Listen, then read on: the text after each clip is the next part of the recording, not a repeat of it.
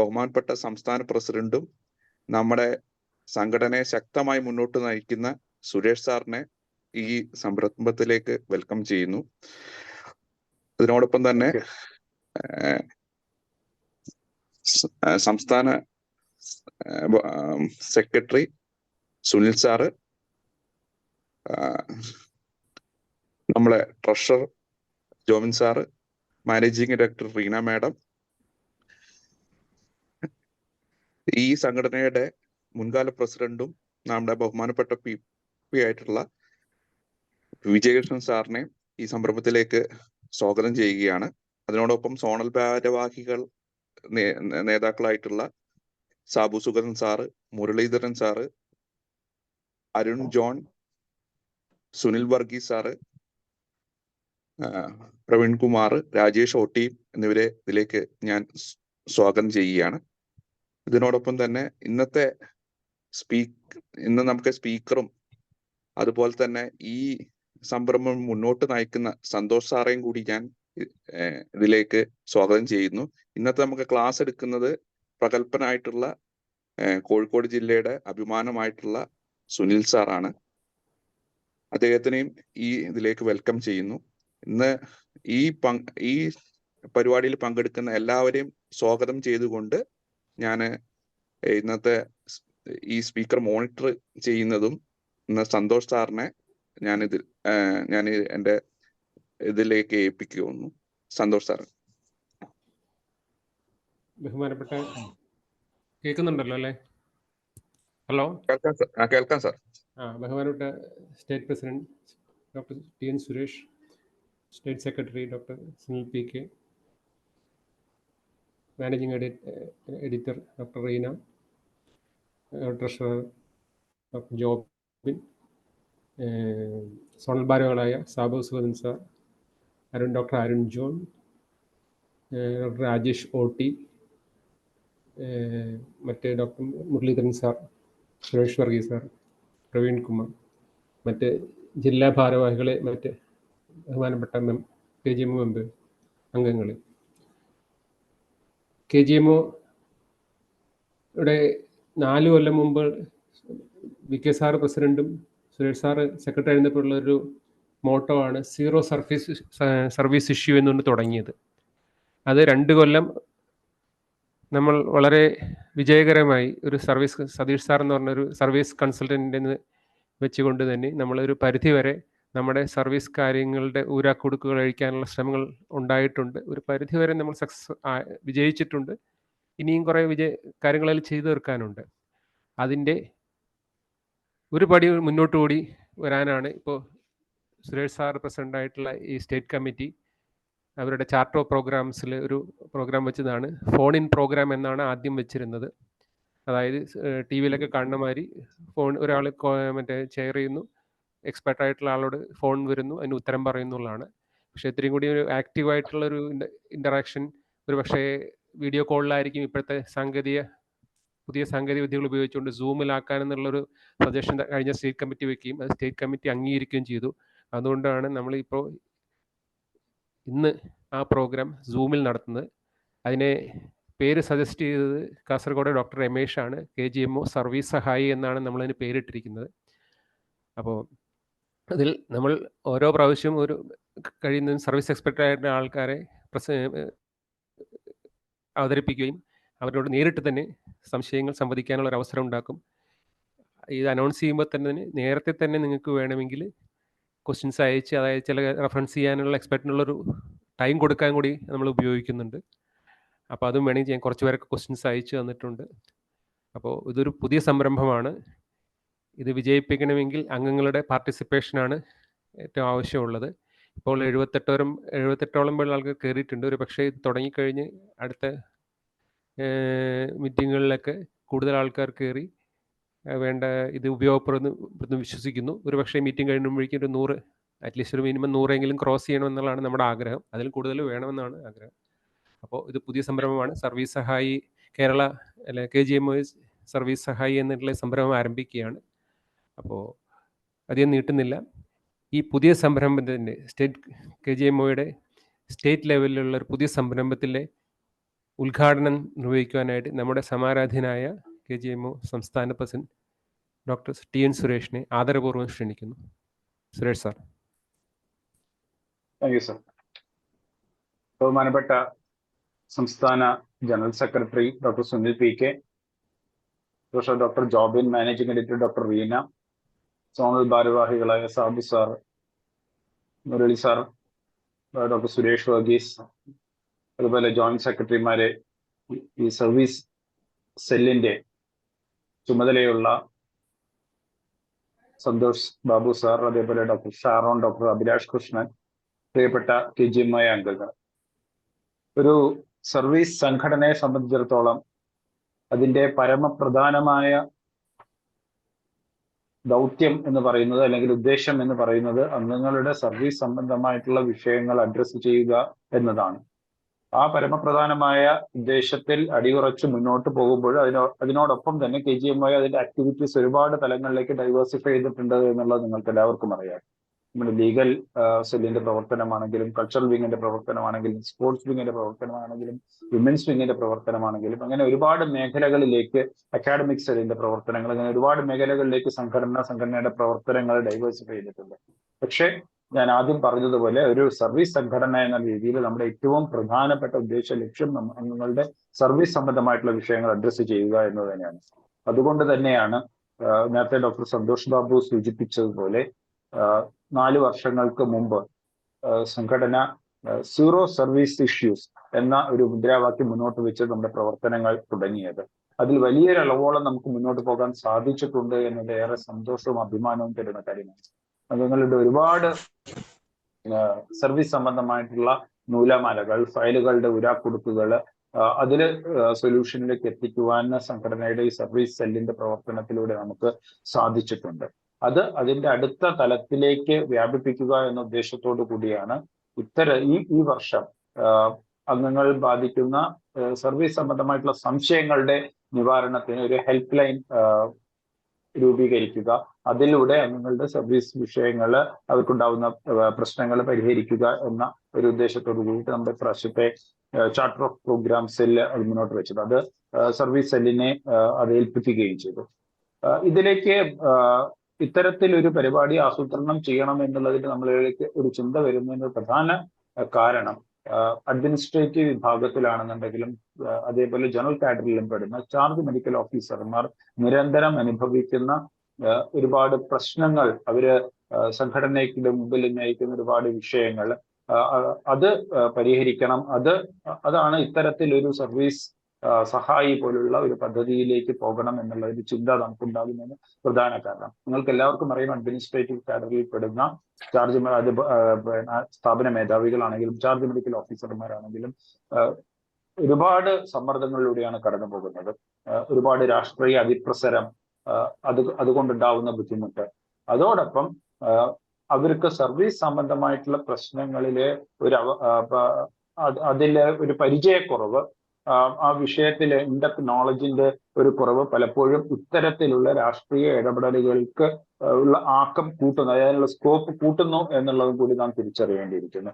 പലപ്പോഴും ജൂനിയർ ആയിട്ടുള്ള നമ്മുടെ അംഗങ്ങൾക്ക് ചാർജ് എടുക്കേണ്ടി വരുന്ന ഒരു സാഹചര്യം, അവർക്കുണ്ടാവുന്ന പല പ്രശ്നങ്ങളും ദൂരീകരിക്കുവാൻ ഡിപ്പാർട്ട്മെന്റ് തലത്തിൽ തന്നെ ഇൻഡക്ഷൻ ട്രെയിനിങ്ങുകൾ പോലെയുള്ളതിന്റെ അപര്യാപ്തത, അങ്ങനെ ഒരുപാട് പ്രശ്നങ്ങൾ അവർ അഭിമുഖീകരിക്കുന്നുണ്ട്. അഡ്മിനിസ്ട്രേറ്റീവ് പ്രശ്നങ്ങളാണെന്നുണ്ടെങ്കിലും store purchase rules, audit procedures, medical legal issues, ഇങ്ങനെ ഒരുപാട് വിഷയങ്ങളിലുള്ള അവരുടെ അവധാനതയുടെ ഒരു കുറവ് ഇത്തരത്തിൽ പ്രശ്നങ്ങൾ വലിയ രീതിയിലേക്ക് വർദ്ധിപ്പിക്കുന്നുണ്ട്.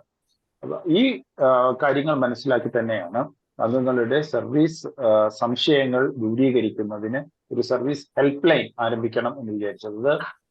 എല്ലാ ദിവസവും ഒരു നിശ്ചിത സമയത്ത് ആ ഒരു ഹെൽപ്പ് ലൈൻ നമ്പറിലേക്ക് കോളുകൾ കണക്ട് ചെയ്ത് സർവീസ് എക്സ്പേർട്സ് സംശയം ദൂരീകരിക്കുക എന്ന രീതിയിലാണ് തുടക്കത്തിൽ വിഭാവനം ചെയ്തതെങ്കിലും, എന്നാൽ അത് കൂടുതൽ ഫലപ്രദമാവുക ഇത്തരത്തിലൊരു വീഡിയോ കോൺഫറൻസിങ്ങിലൂടെ ആയിരിക്കും. അത് ഈ ഡെയിലി കോൾ എന്നുള്ള രീതി ഇത് മാറിയിട്ട് നമുക്ക് തുടക്കത്തിൽ ഒരു മാസത്തിൽ 1 അല്ലെങ്കിൽ 2 പ്രാവശ്യം അത്തരത്തിൽ ഒരു കാര്യം ചെയ്യുകയും അതിൽ അംഗങ്ങളുടെ ഭാഗത്ത് നിന്ന് വരുന്ന ഒരു അക്സെപ്റ്റൻസ് മനസ്സിലാക്കിയതിനു ശേഷം അത് കൂടുതൽ തലത്തിലേക്ക് നമുക്ക് വ്യാപിപ്പിക്കാം, അല്ലെങ്കിൽ അത് ഡെയിലി ആക്കുന്നത് അല്ലെങ്കിൽ അത് വീക്കിലി ആക്കുന്നതിനെ പറ്റിയിട്ടാണ് സംസ്ഥാന സമിതി ഇത്തരത്തിലൊരു തീരുമാനത്തിലേക്ക് എത്തിയത്. അതിന് മുൻകൈയെടുത്ത, അതിന് നേതൃപരമായിട്ടുള്ള പങ്ക് വഹിക്കുന്ന സർവീസ് സെല്ലിന് ഡോക്ടർ സന്തോഷ് ബാബുവിന്റെയും ഡോക്ടർ ഷാറോണിന്റെയും അതുപോലെ ഡോക്ടർ അഭിലാഷിന്റെയും മറ്റും നേതൃത്വത്തിലുള്ള ഈ സർവീസ് സെല്ലിന് എല്ലാവിധ അഭിനന്ദനങ്ങളും അറിയിക്കുകയാണ്. ഇത്തരത്തിലൊരു പ്രോഗ്രാം ആരംഭിക്കുന്നതിന് അവർ കാണിച്ചിട്ടുള്ള ആ ഒരു നിശ്ചയദാർഢ്യത്തിനും അതിജാഗ്രതയ്ക്കും. അതിന്റെ പ്രയോജനം എല്ലാ അംഗങ്ങൾക്കും ഉണ്ടാവട്ടെ. അതവർ നിങ്ങൾ എല്ലാവരും ഇത് കൃത്യമായിട്ട് പ്രയോജനപ്പെടുത്തുകയും വേണം എന്നുള്ളത് അഭ്യർത്ഥിക്കുകയാണ്. ഞാൻ കൂടുതൽ കാര്യങ്ങൾ പറഞ്ഞ് ഇതിന്റെ സംസാരം ദീർഘിപ്പിക്കുന്നില്ല. ഒരൊറ്റ കാര്യം മാത്രം പറയാം. ഇന്നത്തെ ഒരു സർവീസ് സംബന്ധമായിട്ടുള്ള ഒരു പ്രോഗ്രാമാണ് എന്നുള്ളത് കൊണ്ട് സംഘടന കഴിഞ്ഞ ഒട്ടേറെ വർഷങ്ങളായി നമ്മൾ മുന്നോട്ട് വെക്കുന്ന, അല്ലെങ്കിൽ നമ്മുടെ അംഗങ്ങൾ അഭിമുഖീകരിക്കുന്ന ഏറ്റവും വലിയ ഒരു പ്രശ്നത്തിന് നമ്മൾ അഡ്രസ്സ് ചെയ്യുവാൻ വേണ്ടിയിട്ട് നമ്മൾ പലപ്പോഴും ശ്രമിച്ചിട്ടുള്ള ഒരു കാര്യം ഓഡിറ്റ് ലയബിലിറ്റി സംബന്ധിച്ചുള്ള പ്രശ്നമാണ്.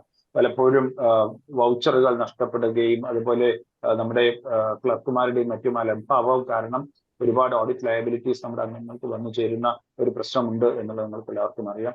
അപ്പം ഇത്തരത്തിലുണ്ടാകുന്ന പ്രശ്നങ്ങൾ, നമ്മുടേതല്ലാത്ത തെറ്റുകൾ കൊണ്ട് നമുക്ക് ഓഡിറ്റ് ലയബിലിറ്റീസ് ഉണ്ടാകുന്ന പ്രശ്നങ്ങൾ അഡ്രസ്സ് ചെയ്യപ്പെടണം.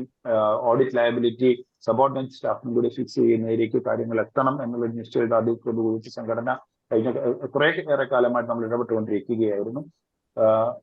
ഇപ്പോൾ അതിന് ഒരു വലിയ പോസിറ്റീവായിട്ടുള്ള ഒരു റിസൾട്ടിലേക്ക് കാര്യങ്ങൾ പോകുന്നു എന്നൊരു സന്തോഷ വാർത്ത നിങ്ങളെല്ലാവരെയും അറിയിക്കാനുണ്ട്. അത് നമ്മൾ കൊടുത്തിട്ടുണ്ടായിരുന്ന നിർദ്ദേശങ്ങൾ, ഇത്തരത്തിൽ വൗച്ചറുകൾ നഷ്ടപ്പെടുമ്പോൾ അതിന്റെ ലയബിലിറ്റി കസ്റ്റമർക്ക് ലയബിലിറ്റി ഫിക്സ് ചെയ്തുകൊണ്ട് കൊടുക്കുന്ന തീരുമാനങ്ങൾ ഉൾപ്പെടെയുള്ള നമ്മൾ കൊടുത്തിട്ടുണ്ടായിരുന്ന സജഷൻസ് ഒരു പോസിറ്റീവ് റിമാർക്സോട് കൂടിയിട്ട് മുകളിലേക്ക് പോകുന്ന ഒരു സാഹചര്യമുണ്ട്. നിശ്ചയമായിട്ടും അത് അത്തരത്തിലൊരു ഉത്തരവായിട്ട് ഇറക്കുവാനുള്ള തുടർ ശ്രമങ്ങൾ സംഘടനയുടെ ഭാഗത്തു നിന്നുണ്ടാകും എന്നുള്ളത് ഈ അവസരത്തിൽ നിങ്ങൾ ഓരോരുത്തരെയും ഓർമ്മിപ്പിക്കുവാൻ ആഗ്രഹിക്കുകയാണ്. ഇന്നത്തെ ഈ സർവീസ് സഹായി എന്ന പേരിൽ നമ്മൾ ആരംഭിക്കുന്ന ഈ പദ്ധതിക്ക്, ഈ പ്രോഗ്രാമിന് എല്ലാവിധ വിജയം ആശംസിച്ചുകൊണ്ട് ഏറെ സന്തോഷത്തോടു കൂടിയും അഭിമാനത്തോടു കൂടിയും KGMO സർവീസ് സഹായി ഉദ്ഘാടനം ചെയ്തതായിട്ട് ഞാൻ അറിയിക്കുകയാണ്. നന്ദി, നമസ്കാരം. ജയ് ഹിന്ദ്, ജയ് KGMO. Thank you sir. അപ്പോൾ നമ്മുടെ ഒഫീഷ്യലായിട്ട് തന്നെ നമ്മുടെ KG സർവീസ് സഹായി എന്നുള്ള പ്രോഗ്രാം ലോഞ്ച് ചെയ്തിരിക്കുകയാണ്. അപ്പോൾ ഈ മീറ്റിംഗിന്റെ അഭിസംബോധനയായിട്ട് ഒറ്റ വാക്കും കൂടെ പറഞ്ഞോട്ടെ. ഇന്നത്തെ ഈ പ്രോഗ്രാം ഫാക്കൽറ്റി ആയിട്ട് എത്തിയിട്ടുള്ളത്, വോളണ്ടിയർ ചെയ്തിട്ട് തന്നെ ഇവിടെ എത്തിയിട്ടുള്ളത് കോഴിക്കോട് നിന്ന് ഡോക്ടർ സുനിൽകുമാറാണ്. സുനിലിനെ ഒരുപാട് വർഷങ്ങളായിട്ട് സംഘടനയുടെ മുഖ്യധാര പ്രവർത്തനങ്ങൾ അടുത്തറിയുന്ന ഒരു വ്യക്തിയാണ്. ഇത്രത്തോളം ഒരു ഡൗൺ ടു എർത്ത്, അതേ സമയത്ത് അഭിപ്രായങ്ങൾ കൃത്യമായിട്ട് പറയുകയും സർവീസ് സംബന്ധമായിട്ട് ഓരോ വിഷയങ്ങളിലും ഇത്രമേൽ കൃത്യതയോട് കൂടിയിട്ട് അഭിപ്രായം പറയാൻ സാധിക്കുന്ന ഒരു വ്യക്തിയാണ് സുനിൽ. നമ്മുടെ KGMOയുടെ എല്ലാ വേദികളിലും ശക്തമായിട്ട് അഭിപ്രായങ്ങൾ പറയാൻ ശ്രദ്ധിക്കുന്ന അംഗങ്ങളുടെ വിഷയങ്ങളിൽ കൃത്യമായിട്ടുള്ള നിലപാടുകളുള്ള, സർവീസ് വിഷയങ്ങളിൽ കൃത്യതയോടെ അഭിപ്രായങ്ങൾ പറയാൻ സാധിക്കുന്ന ഒരു വ്യക്തിയെ ഇന്നത്തെ ഫാക്കൽറ്റി ആയിട്ട് നമുക്ക് കിട്ടിയതിലേറെ സന്തോഷിക്കാം. തുടർന്നും KGMOയുടെ ഈ സർവീസ് സംബന്ധമായിട്ടുള്ള ഒരുപാട് വിഷയങ്ങളിൽ ഡോക്ടർ സുനിലിനെ പോലുള്ളവരുടെ സർവീസ് നിശ്ചയമായിട്ടും ഉണ്ടാവുമെന്ന് നമുക്ക് ഉറപ്പിക്കാം. ഇന്നത്തെ ഫാക്കൽറ്റി ആയിട്ട് വന്നതിൽ ഞാൻ സുനിലിനുള്ള നന്ദിയും കൂടി ഞാൻ ഈ വാക്ക് അറിയിക്കാം. കഴിക്കണോ? Thank you. അടുത്തതായിട്ട് നമ്മുടെ ഈ സംരംഭത്തിന് അഭിസംബോധന ചെയ്യാനായിട്ട് നമ്മുടെ ബഹുമാനപ്പെട്ട general secretary doctor Sunil PK ആദരപൂർവ്വം ക്ഷണിക്കുന്നു. സുനിൽ സാർ. ഹലോ സാർ, കേൾക്കാമോ? കേൾക്കാം. ബഹുമാനപ്പെട്ട സംസ്ഥാന president doctor Suresh TN, treasurer doctor Jobin, managing editor doctor Reena, zonal ഭാരവാഹികൾ, മറ്റു ജില്ലാ ഭാരവാഹികൾ, പ്രിയപ്പെട്ട സുഹൃത്തുക്കളെ, നമ്മൾ ഇത്തവണ സംസ്ഥാന പ്രസിഡന്റിന്റെ സ്ഥാനാരോഹണ ചടങ്ങിനോടനുബന്ധിച്ച ആ നയപരിപാടികൾ അവതരിപ്പിച്ചപ്പോഴും തുടർന്ന് സംസ്ഥാന സെക്രട്ടറിയുടെ ചാർട്ടർ ഓഫ് പ്രോഗ്രാമിലും വളരെ പ്രാധാന്യത്തോടു കൂടി അവതരിപ്പിക്കപ്പെട്ട ഒന്നാണ് ഈ സർവീസ് സെല്ലുമായി ബന്ധപ്പെട്ട് ഒരു ടെലി ഹെൽപ്പ് ലൈൻ എന്നുള്ളത്. അതെങ്ങനെ ഒരു ഇത്തരത്തിലൊരു സൂം പ്ലാറ്റ്ഫോമിലേക്ക് എത്തിച്ചേർന്നു എന്നുള്ളത് ഇതിനകം തന്നെ വിശദീകരിക്കപ്പെട്ട് കഴിഞ്ഞു. തീർച്ചയായും സർവീസ് സെൽ വളരെ മികച്ച രീതിയിൽ കഴിഞ്ഞ വർഷങ്ങളിൽ നമ്മൾ കണ്ടതാണ്. അംഗങ്ങളുടെ വിവിധ സർവീസ് സംബന്ധിയായ വിഷയങ്ങളിൽ വളരെ സജീവമായി ഇടപെട്ടുകൊണ്ട് ഒട്ടുമിക്കവാറും പ്രശ്നങ്ങൾക്ക് പരിഹാരം കണ്ടെത്തിക്കൊണ്ട് മുന്നോട്ട് പോകുന്ന വളരെ മികച്ച പ്രവർത്തനം കാഴ്ചവെക്കുന്ന നമ്മുടെ ഒരു സബ് കമ്മിറ്റിയാണ് സർവീസ് സെൽ. സന്തോഷ് സാറാണ് കഴിഞ്ഞ വർഷങ്ങളിൽ അതിന്റെ ഭാരവാഹി നേതൃത്വത്തിലുണ്ടായിരുന്നത്.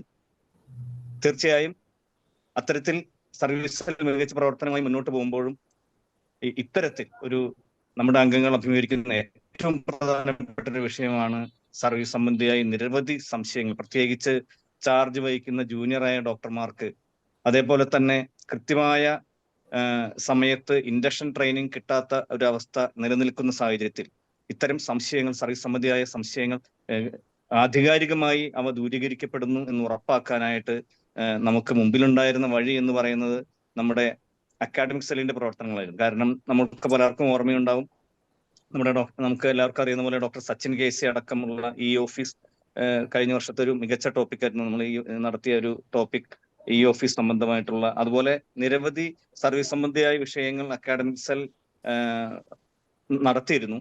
എങ്കിൽ പോലും നമുക്ക് കൂടുതൽ ഈ സർവീസ് കാര്യങ്ങൾ ഊന്നൽ കൊടുത്തുകൊണ്ട് മുന്നോട്ട് പോകാൻ ഈ ഒരു പ്ലാറ്റ്ഫോം വളരെയധികം സഹായകമാകും എന്നുള്ള കാര്യത്തിൽ യാതൊരു സംശയമില്ല. എനിക്ക് എടുത്തു പറയാനുള്ള ഒരു കാര്യം, എന്തായാലും നമ്മളതൊരു വലിയൊരു മഹത്തായ ഒരു സംരംഭത്തിന്റെ തുടക്കമാണ്. അത് ഉദ്ഘാടനം ചെയ്യപ്പെട്ട് കഴിഞ്ഞു. ഇനി അതിനെ ഏറ്റവും മികച്ച ഒരു തുടക്കം നൽകാൻ നേരത്തെ സംസ്ഥാന പ്രസിഡന്റ് സൂചിപ്പിച്ച പോലെ തന്നെ ഏറ്റവും അനുയോജ്യനായ, അതിന് അർഹനായ ഒരു വ്യക്തിയാണ് ഇന്നത്തെ ഡോക്ടർ സുനിൽകുമാർ ഇന്നത്തെ ആദ്യത്തെ ഈ സെഷൻ കൈകാര്യം ചെയ്യാനായിട്ട് എത്തിയിട്ടുള്ളത്. ഇനി ഇന്നത്തെയും അതുപോലെ തന്നെ തുടർന്നും ഈ പരിപാടി ഏറ്റവും മികച്ച രീതിയിൽ നടത്തപ്പെടുന്നു, മുന്നോട്ട് പോകുന്നു എന്ന് ഉറപ്പാക്കാനുള്ള ഒരു ഉത്തരവാദിത്വം നമുക്ക് എല്ലാവർക്കും ഉണ്ട്. കാരണം ഇത്തരം ഏറ്റവും മികച്ച ഫാക്കൽറ്റികളെ ജില്ലകളിൽ നിന്ന് കണ്ടെത്താനും അതേപോലെ തന്നെ ഈ അംഗങ്ങളുടെ സംശയങ്ങളെല്ലാം തന്നെ നേരത്തെ ഈ വരുന്ന ഫാക്കൽറ്റികൾക്ക് അവർക്ക് കൈമാറാൻ നമുക്ക് സാധിക്കുന്നു എന്നുള്ളതും, ഇത്തരത്തിൽ ഈ പ്രോഗ്രാമുകൾ നടത്തുമ്പോൾ അത് യഥാസമയത്ത് തന്നെ അംഗങ്ങളിലേക്ക് എത്തിച്ചേരുന്നു എന്നുള്ളതും, അതുപോലെ ഇത്രയും 6000-ഓളം അംഗങ്ങളുള്ള നമ്മുടെ സംഘടനയ്ക്ക് അതിലെ പരമാവധി അംഗങ്ങൾക്ക് ഈ ഇത്തരം സെഷൻ അത് ഉപയോഗപ്രദമാകുന്നു എന്ന് ഉറപ്പാക്കാനും നമുക്ക് കഴിയണം. അപ്പൊ അതിനൊരു പരിശ്രമം ആവശ്യമാണ്. അടുത്ത ഈ സർവീസ് സഹായിയുടെ അടുത്ത സെഷനിൽ കൂടുതൽ അംഗങ്ങൾ പങ്കെടുത്തുകൊണ്ട് ഇതൊരു വലിയ നമ്മൾ വിഭാവനം ചെയ്യുന്ന രീതിയിൽ മഹത്തായ ഒരു സംരംഭമായി തീരട്ടെ എന്ന് ആശംസിച്ചുകൊണ്ട് ഇതിന് ചുക്കാൻ പിടിക്കുന്ന നമ്മുടെ സർവീസ് സെല്ലിലെ അതിന്റെ നേതൃത്വത്തിലുള്ള സന്തോഷ് സാറിനും ഷാരോണിനും അതുപോലെ അഭിലാഷിനും എല്ലാ ഭാവുകങ്ങളും നേർന്നുകൊണ്ട് നിർത്തുന്നു. ജയ് കെ ജി മോയൻ. Thank you Sunil sir. ഈ ഡോക്ടർ ജോബിനും ഡോക്ടർ റീനയും വേറെ എൻഗേജ്ഡ് ആയി പോയി, അപ്പോൾ ഇല്ല എന്നാണ് പറഞ്ഞിരിക്കുന്നത്. അപ്പോൾ ഡോക്ടർ വി കെ കയറിയിട്ടുണ്ടോ? വിജേഷൻ കയറിയിട്ടുണ്ടോ? ഹലോ. വിജേഷൻ സാറേ. Respected President Dr. T.N. Suresh, Secretary Dr. Sul P.K., Dr. Santosh Babu sir, Dr. Sunil Kumar, respected seniors and dear friends. ഈ പ്രത്യേകിച്ച് കൂടുതൽ നാടിയാനില്ല. കഴിഞ്ഞ 3-4 വർഷമായിട്ട് സർവീസ് സെല്ലിന്റെ പ്രവർത്തനം വളരെ നല്ല രീതിയിൽ നമ്മുടെ മെമ്പേഴ്സിന് പ്രയോജനം ചെയ്യത്തക്ക രീതിയിൽ നടന്നു പോയിക്കൊണ്ടിരിക്കുന്നുണ്ട്. നമ്മുടെ മെമ്പേഴ്സിനെ സംബന്ധിച്ച് നമ്മൾ നേരത്തെ പറഞ്ഞ കണക്കിന് KGM ഒരു പാക്കേജ് എന്ന രീതിയിൽ അവിടെ എല്ലാ സർവീസ് സംബന്ധമായിട്ടുള്ള പരിഹാരങ്ങൾ നേടി കൊടുക്കുന്നതിന് വേണ്ടി KGM ആത്മാർത്ഥമായ പരിശ്രമം കഴിഞ്ഞ വർഷങ്ങളിൽ നമ്മൾ ചെയ്തു തുടങ്ങിയിട്ടുണ്ട്. അത് വീണ്ടും നല്ല രീതിയിൽ നടന്നു പോകുന്നതിൽ വളരെ സന്തോഷമുണ്ട്. സന്തോഷ് ബാബു സാറിന്റെ ടീം, ഷാരോണും ഡോക്ടർ അഭിലാഷ് ഉൾപ്പെടുന്ന ടീം നല്ല രീതിയിൽ വീണ്ടും നമ്മുടെ ഓരോ മെമ്പേഴ്സിനും പ്രയോജനം ചെയ്തെങ്കിലും മുമ്പോട്ട് പോകുന്ന കാര്യങ്ങളും അതിന് കൂടെ തന്നെ സർവീസ് സഹായം എന്ന രീതിയിൽ സംശയങ്ങൾ ദൂരീകരിക്കാനുള്ള ഈ പ്രവർത്തനത്തിന് എല്ലാവിധ ആശംസകളും നേരുകയാണ്. ഞാൻ കൂടുതൽ ദീർഘിപ്പിക്കുന്നില്ല. ഇത് നല്ലൊരു പരിപാടി ആവട്ടെ എന്ന് ആശംസിച്ചുകൊണ്ട് നിർത്തുന്നു. Thank you very much. Thank you doctor V K. അടുത്തായിട്ട് ഇതിനെ അഭിസംബോധനയായിട്ട് നമ്മുടെ south zone vice president Sabu Sugathan സാറിനെ ക്ഷണിക്കുന്നു. സാബു സാറേ. ഹലോ, സാബു സാറുണ്ടോ? ഹലോ, പോയോ?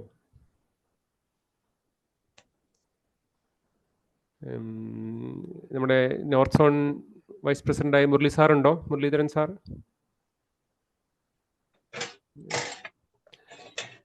ഡോക്ടർ സുരേഷ് വർഗീസ് ഇല്ല. അടുത്തായിട്ട് ഞാൻ എണിക്കുന്നത് നമ്മുടെ സൗത്ത് സോൺ ജോയിന്റ് സെക്രട്ടറി ആയ ഡോക്ടർ അരുൺ ജോണിനെയാണ്. അരുൺ ജോണിനെ പറ്റി പറയുകയാണെങ്കിൽ ഇതിനു വേണ്ടിയിട്ടുള്ള എല്ലാ ടെക്നിക്കൽ സഹായവും കാര്യങ്ങളും എല്ലാം ചെയ്യുന്നത് ഡോക്ടർ അരുൺ ജോണാണ്. അദ്ദേഹം ഓൾറെഡി ഈ നമ്മുടെ ജേണലിൽ ഒരു സർവീസ് മാറ്റേഴ്സ് എന്നുള്ളൊരു പേജ് ഹാൻഡിൽ ചെയ്യുന്നുണ്ട്. അപ്പോൾ അദ്ദേഹത്തെ ആദരപൂർവ്വം ഈ സംരംഭത്തെ അഭിസംബോധന ചെയ്യാനായിട്ട് ക്ഷണിക്കുന്നു. ഡോക്ടർ അരുൺ. ആദരണീയനായ സംസ്ഥാന പ്രസിഡന്റ്, കേൾക്കാമല്ലോ അല്ലേ? കേൾക്കാം. ആദരണീയനായ സംസ്ഥാന president Suresh sir, secretary, treasurer, editor, IPP Vijayakrishnan sir, ഈ സർവീസ് സെല്ലിൻ്റെ ചെയർപേഴ്സൺ ആയിട്ടുള്ള നമ്മുടെ സന്തോഷ് സാറ്, എല്ലാ KGMI നേതാക്കന്മാരെ, അംഗങ്ങളെ, സുഹൃത്തുക്കളെ, വളരെ സന്തോഷകരമായ ഒരു മുഹൂർത്തത്തിലാണ് ആയിരിക്കുന്നത്. നമ്മുടെ ഒരു പുതിയ സംരംഭം, ഒരു KGMIക്ക് ഒരു നാഴികക്കല്ലാകുവാൻ സാധ്യതയുള്ള ഒരു പുതിയ സംരംഭമാണ് ഇന്നിവിടെ ഉദ്ഘാടനം ചെയ്യപ്പെട്ടിരിക്കുന്നത്. ഒരു സർവീസ് സംഘടന എന്നുള്ള നിലയിൽ നേരത്തെ സുരേഷ് സാറ് പറഞ്ഞ പോലെ തന്നെ സംഘടനയുടെ ഏറ്റവും പ്രധാനപ്പെട്ട ലക്ഷ്യം ഉത്തരവാദിത്വവും അംഗങ്ങളുടെ സർവീസ് സംബന്ധമായ പ്രശ്നങ്ങൾക്ക് പരിഹാരം കാണുക എന്നുള്ളത് തന്നെയാണ്. അപ്പോൾ ആ മേഖലയിലേക്ക് ഏറ്റവും യുക്തമായ ഒരു നേതൃത്വമാണ് നമുക്ക് സന്തോഷ് സാറിലൂടെ ലഭിച്ചുകൊണ്ടിരിക്കുന്നത്. അപ്പോൾ ഈ പിന്നെ എല്ലാ ഭാവങ്ങളും നേരുന്നു, എല്ലാ ആശംസകളും നേരുന്നു. ഇത് വളരെ നല്ല രീതിയിൽ വിജയകരമായി മുന്നോട്ട് പോകട്ടെ എന്ന് ആശംസിക്കുന്നു. നന്ദി. Thank you doctor Arun. Doctor Sabu Sugathan. Sabu സാറേ, ഹലോ. സാബു സാറിനെ കാണാനില്ലല്ലോ. സാബു സാറേ. ഓക്കെ. സാബു സാറ് ഉണ്ട്, അൺമ്യൂട്ട് ചെയ്തിരിക്കേ. ഇച്ചിരി വെളിച്ചത്തേക്ക് തിരിഞ്ഞിരുന്നാ കൊള്ളാം, മുഖമൊക്കെ കാണട്ടെ. ഹലോ സാറേ, കേൾക്കാമോ? കേൾക്കാം.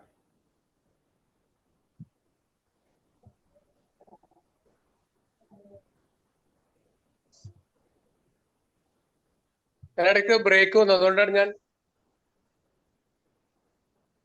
കേൾക്കാം സാർ. പറഞ്ഞോ സാറ് സംസാരിച്ചോളൂ. വെട്ടത്തോ. അല്ല സാറേ, ഇവിടെ വരെ ഡിസ്കഷൻ ഒന്നും അറിയില്ല, അതുകൊണ്ടാണ്. നമ്മൾ ഉദ്ഘാടനം കഴിഞ്ഞു, എന്നിട്ട് സ്റ്റേറ്റ് സെക്രട്ടറി അഭിസംബോധന ചെയ്തു. അങ്ങനെ തീർച്ചയായിട്ടും നമുക്ക് ഇപ്പൊ എന്റെ പ്രസംഗത്തിനോ ഒന്നും അല്ല പ്രസക്തി ഉള്ളത്. തീർച്ചയായിട്ടും പ്രസക്തിയുള്ള വിഷയം എന്ന് പറയുന്നത് നമ്മുടെ ഈ സബ്ജക്റ്റ് ആണ്. അത് നമ്മളെ സംബന്ധിച്ചിടത്തോളം ഏറ്റവും ആവശ്യമുള്ള ഒരു സാധനമാണ്. യാതൊരു തർക്കമില്ലാതെ ഏറ്റവും ആവശ്യമുള്ള ഒരു സാധനമാണ്. അപ്പൊ അതുകൊണ്ട് തീർച്ചയായിട്ടും അതാണ് ഒരു ഔപചാരികതയുടെ അഭിസംബോധനകൾ പോലും ഇല്ലാതെ ഇവിടെ നല്ല ഇടിയും മഴയും മിന്നലും ഉള്ള സമയമാണ്. വലിയ ചൂടിന്റെ അവസ്ഥ വന്നു. ആരോഗ്യ പ്രവർത്തകരൊക്കെ വലിയൊരു ചൂടിലാണ്. കാരണം നമ്മുടെ ഇടയിൽ തന്നെ വെള്ളം കുടിക്കാൻ പോലും സമയമില്ലാതെ ജോലി ചെയ്ത ആൾക്കാരെ തിരക്കാണ്.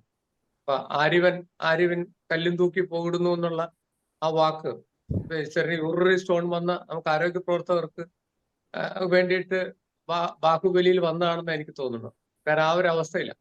അതൊന്ന് മാറി ഇപ്പൊ ഒരു പുതുമഴ പെയ്തു, അല്പം ഒരു കുളിർമയുണ്ട്. പക്ഷെ അത് വലിയ ഇടിയോടുകൂടിയാണ് വന്നത്. അപ്പൊ അതുകൊണ്ട് പലപ്പോഴും വൈദ്യുതി കണക്ഷൻ പോലും ഡിസ്കണക്റ്റഡ് ആവുന്ന അതുകൊണ്ടാണ്. എന്തായാലും ശരി, നല്ല ഒരു സാധനം നമ്മളെ സംബന്ധിച്ചിടത്തോളം കാലിക പ്രസക്തിയുള്ള വിഷയമാണ്. അതിന് എക്സ്പെർട്ടായ ആൾക്കാരെയാണ് തെരഞ്ഞെടുത്തിരിക്കുന്നത്. തിരുവനന്തപുരം, നമ്മുടെ പ്രത്യേകിച്ച് തിരുവനന്തപുരം ടീമിനും അതിനേക്കാൾ ഉപരി ഇതിന്റെ നമ്മുടെ സംസ്ഥാന സമിതിക്ക് ബഹുമാനപ്പെട്ട പ്രസിഡന്റ്, സെക്രട്ടറി, ഓർഗനൈസേഷൻ, കൺസേൺഡ് ചാർജുള്ള മെഡിക്കൽ ഓഫീസർ, അതുപോലെ തന്നെ ഒപ്പം ഡോക്ടർ പത്മപ്രസാദിനും തിരുവനന്തപുരം ടൂമിനും ഒരു അഭിനന്ദനോട് പറയേണ്ടതായിട്ടുണ്ട്. നമ്മുടെ കളക്ടറുടെ വിഷയത്തില് അവസരോചിതമായി ഇടപെടുകയും മാധ്യമങ്ങളോട് സംസാരിക്കുമ്പോഴത്തേന് ഈ വിഷയം വളരെ പക്വമായും അതുപോലെ തന്നെ അവസരോചിതമായും വേണ്ട രീതിയിൽ മാർക്കറ്റിംഗ് എന്ന് ഞാൻ പറയുന്നില്ല, അത് അല്ല, നമ്മൾ ശരിക്കും ജനപക്ഷത്തേക്ക് കൊണ്ടുവരികയും അവര് രണ്ടുകൈയും നീട്ടി മാധ്യമങ്ങൾ ഉൾപ്പെടെ സ്വീകരിക്കുകയും ചെയ്തു. അപ്പൊ അങ്ങനെ കാലികമായി ലൈവായി നമ്മുടെ സംഘടന നിൽക്കാൻ പറ്റുന്നുണ്ട്. അതിനൊരു വലിയൊരു കാര്യം. അപ്പൊ ഈ പ്രോഗ്രാമിന് എല്ലാവിധ ആശംസകളും നേരുന്നു. ഒപ്പം ഇതുപോലെ തന്നെ മറ്റൊരു പ്രോഗ്രാം. അപ്പൊ അതില് പാർട്ടിസിപ്പേറ്റ് ചെയ്യാൻ വേണ്ടിയിട്ട് ഞാൻ ഒരു അല്പസമയം മാറി നിൽക്കും. ഏവർക്കും ഒരു ശുഭ ആരോഗ്യം. താങ്ക് യു സാബു സാറേ. ഡോക്ടർ രാജേഷ് ഷോട്ടി ഉണ്ടല്ലോ അതിൽ. ഹലോ ഹലോ ഹലോ ഹലോ കേക്കാം. KGMIന്റെ ഈ വർഷത്തെ പ്രവർത്തന രേഖയുടെ ഭാഗമായിട്ടുള്ള ഈ ഒരു സംരംഭത്തിന് എല്ലാവിധ ഭാവുകങ്ങളും നേരുന്നു.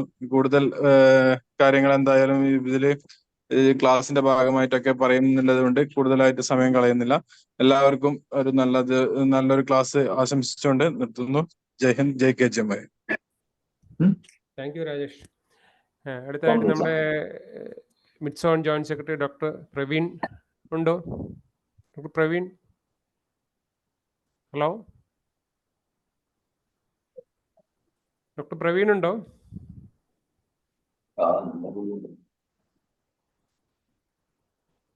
ഹലോ, ഇല്ലാന്ന് തോന്നുന്നു. നമ്മൾ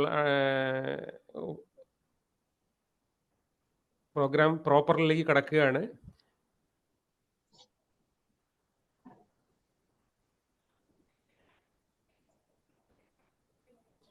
ഇന്ന്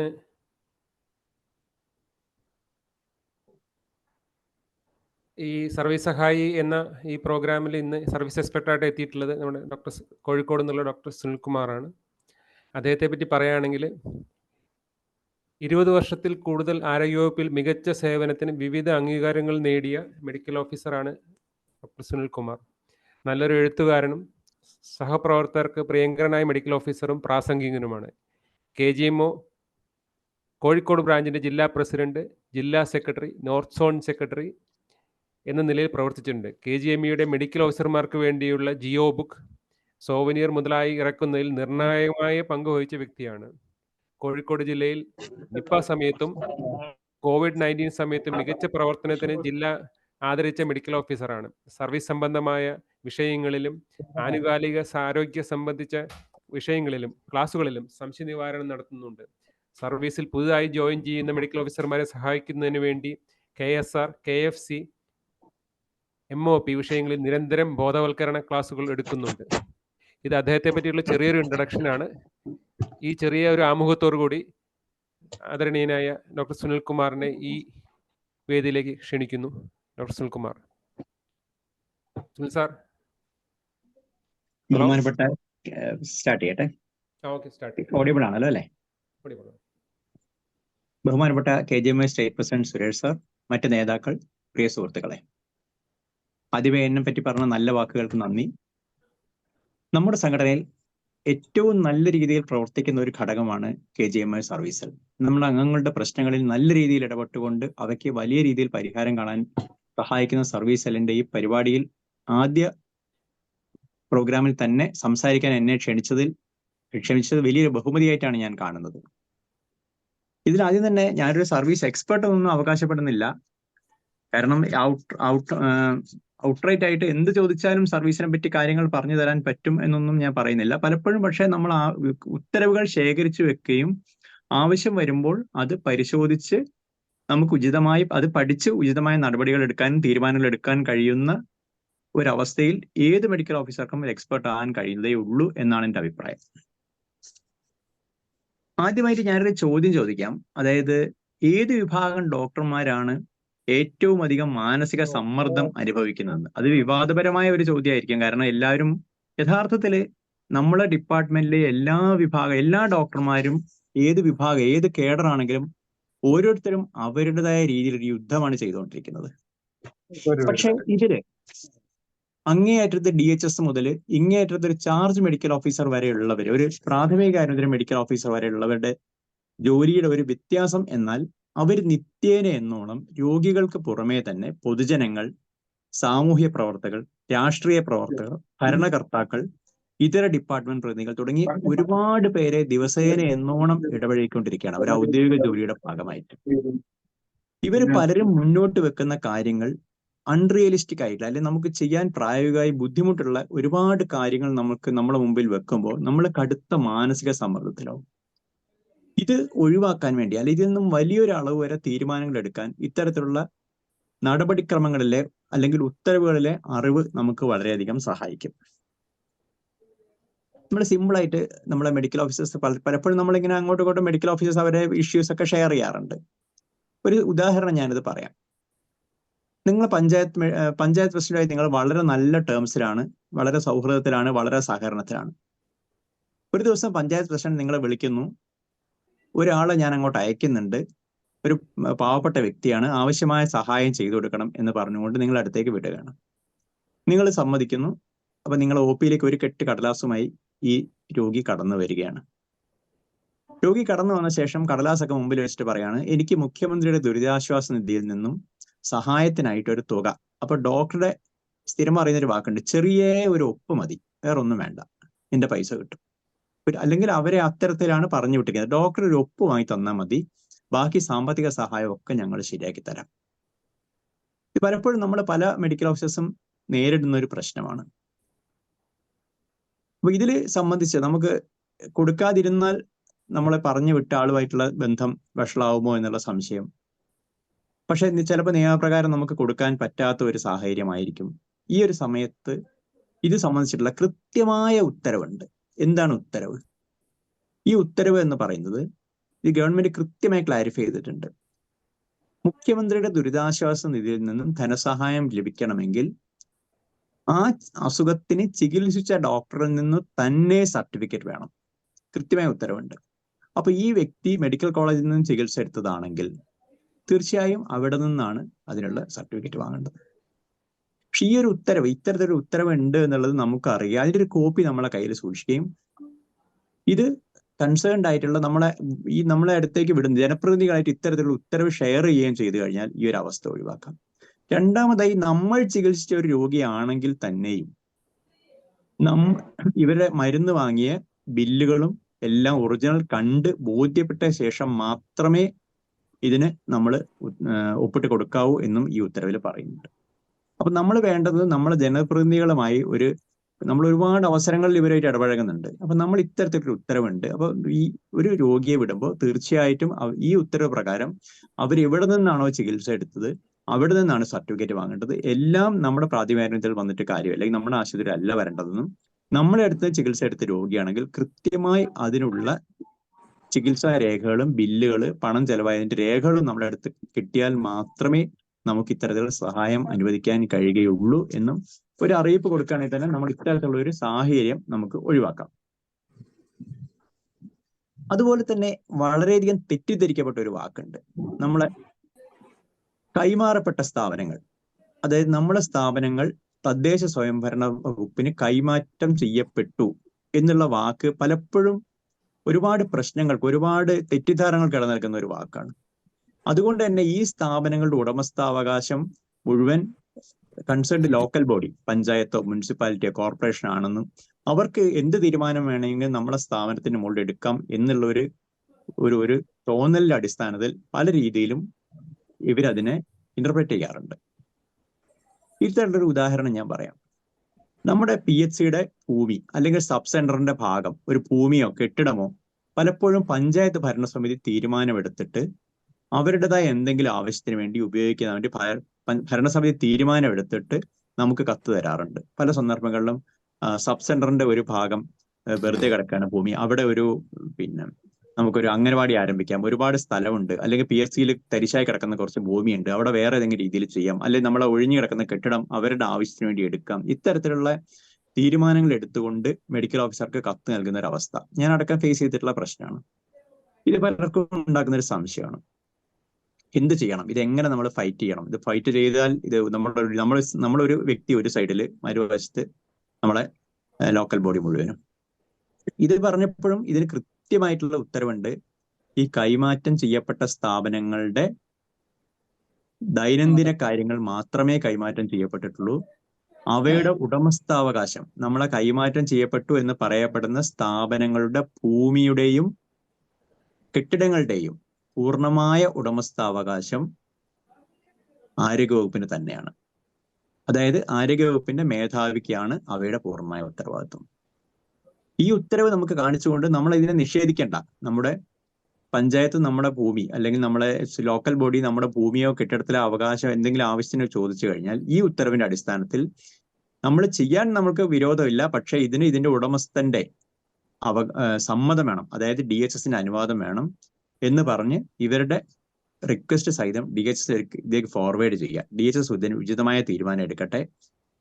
പന്ത് നമ്മളെ കോർട്ടിൽ നിന്നും ഭംഗിയായി നമ്മൾ തട്ടിക്കളഞ്ഞു, നമ്മളെ സമ്മർദ്ദങ്ങൾ ഒഴിവായി. അത് ഞാൻ ഈ പറഞ്ഞ 2 എക്സാമ്പിളിലും നമ്മൾ ഉചിതമായിട്ടുള്ള ഇത് സംബന്ധിച്ചുള്ള സർക്കാർ ഉത്തരവുകൾ നമ്മളെ കൈവശം ഉണ്ടെങ്കിൽ മാത്രമേ, അങ്ങനെ ഒരു ഉത്തരവുണ്ട് എന്നുള്ള അറിവുണ്ടെങ്കിൽ മാത്രമേ നമുക്ക് ഇത്തരത്തിലുള്ള സംഗതികളിൽ നമുക്ക് പിടിച്ചു നിൽക്കാൻ കഴിയുകയുള്ളൂ.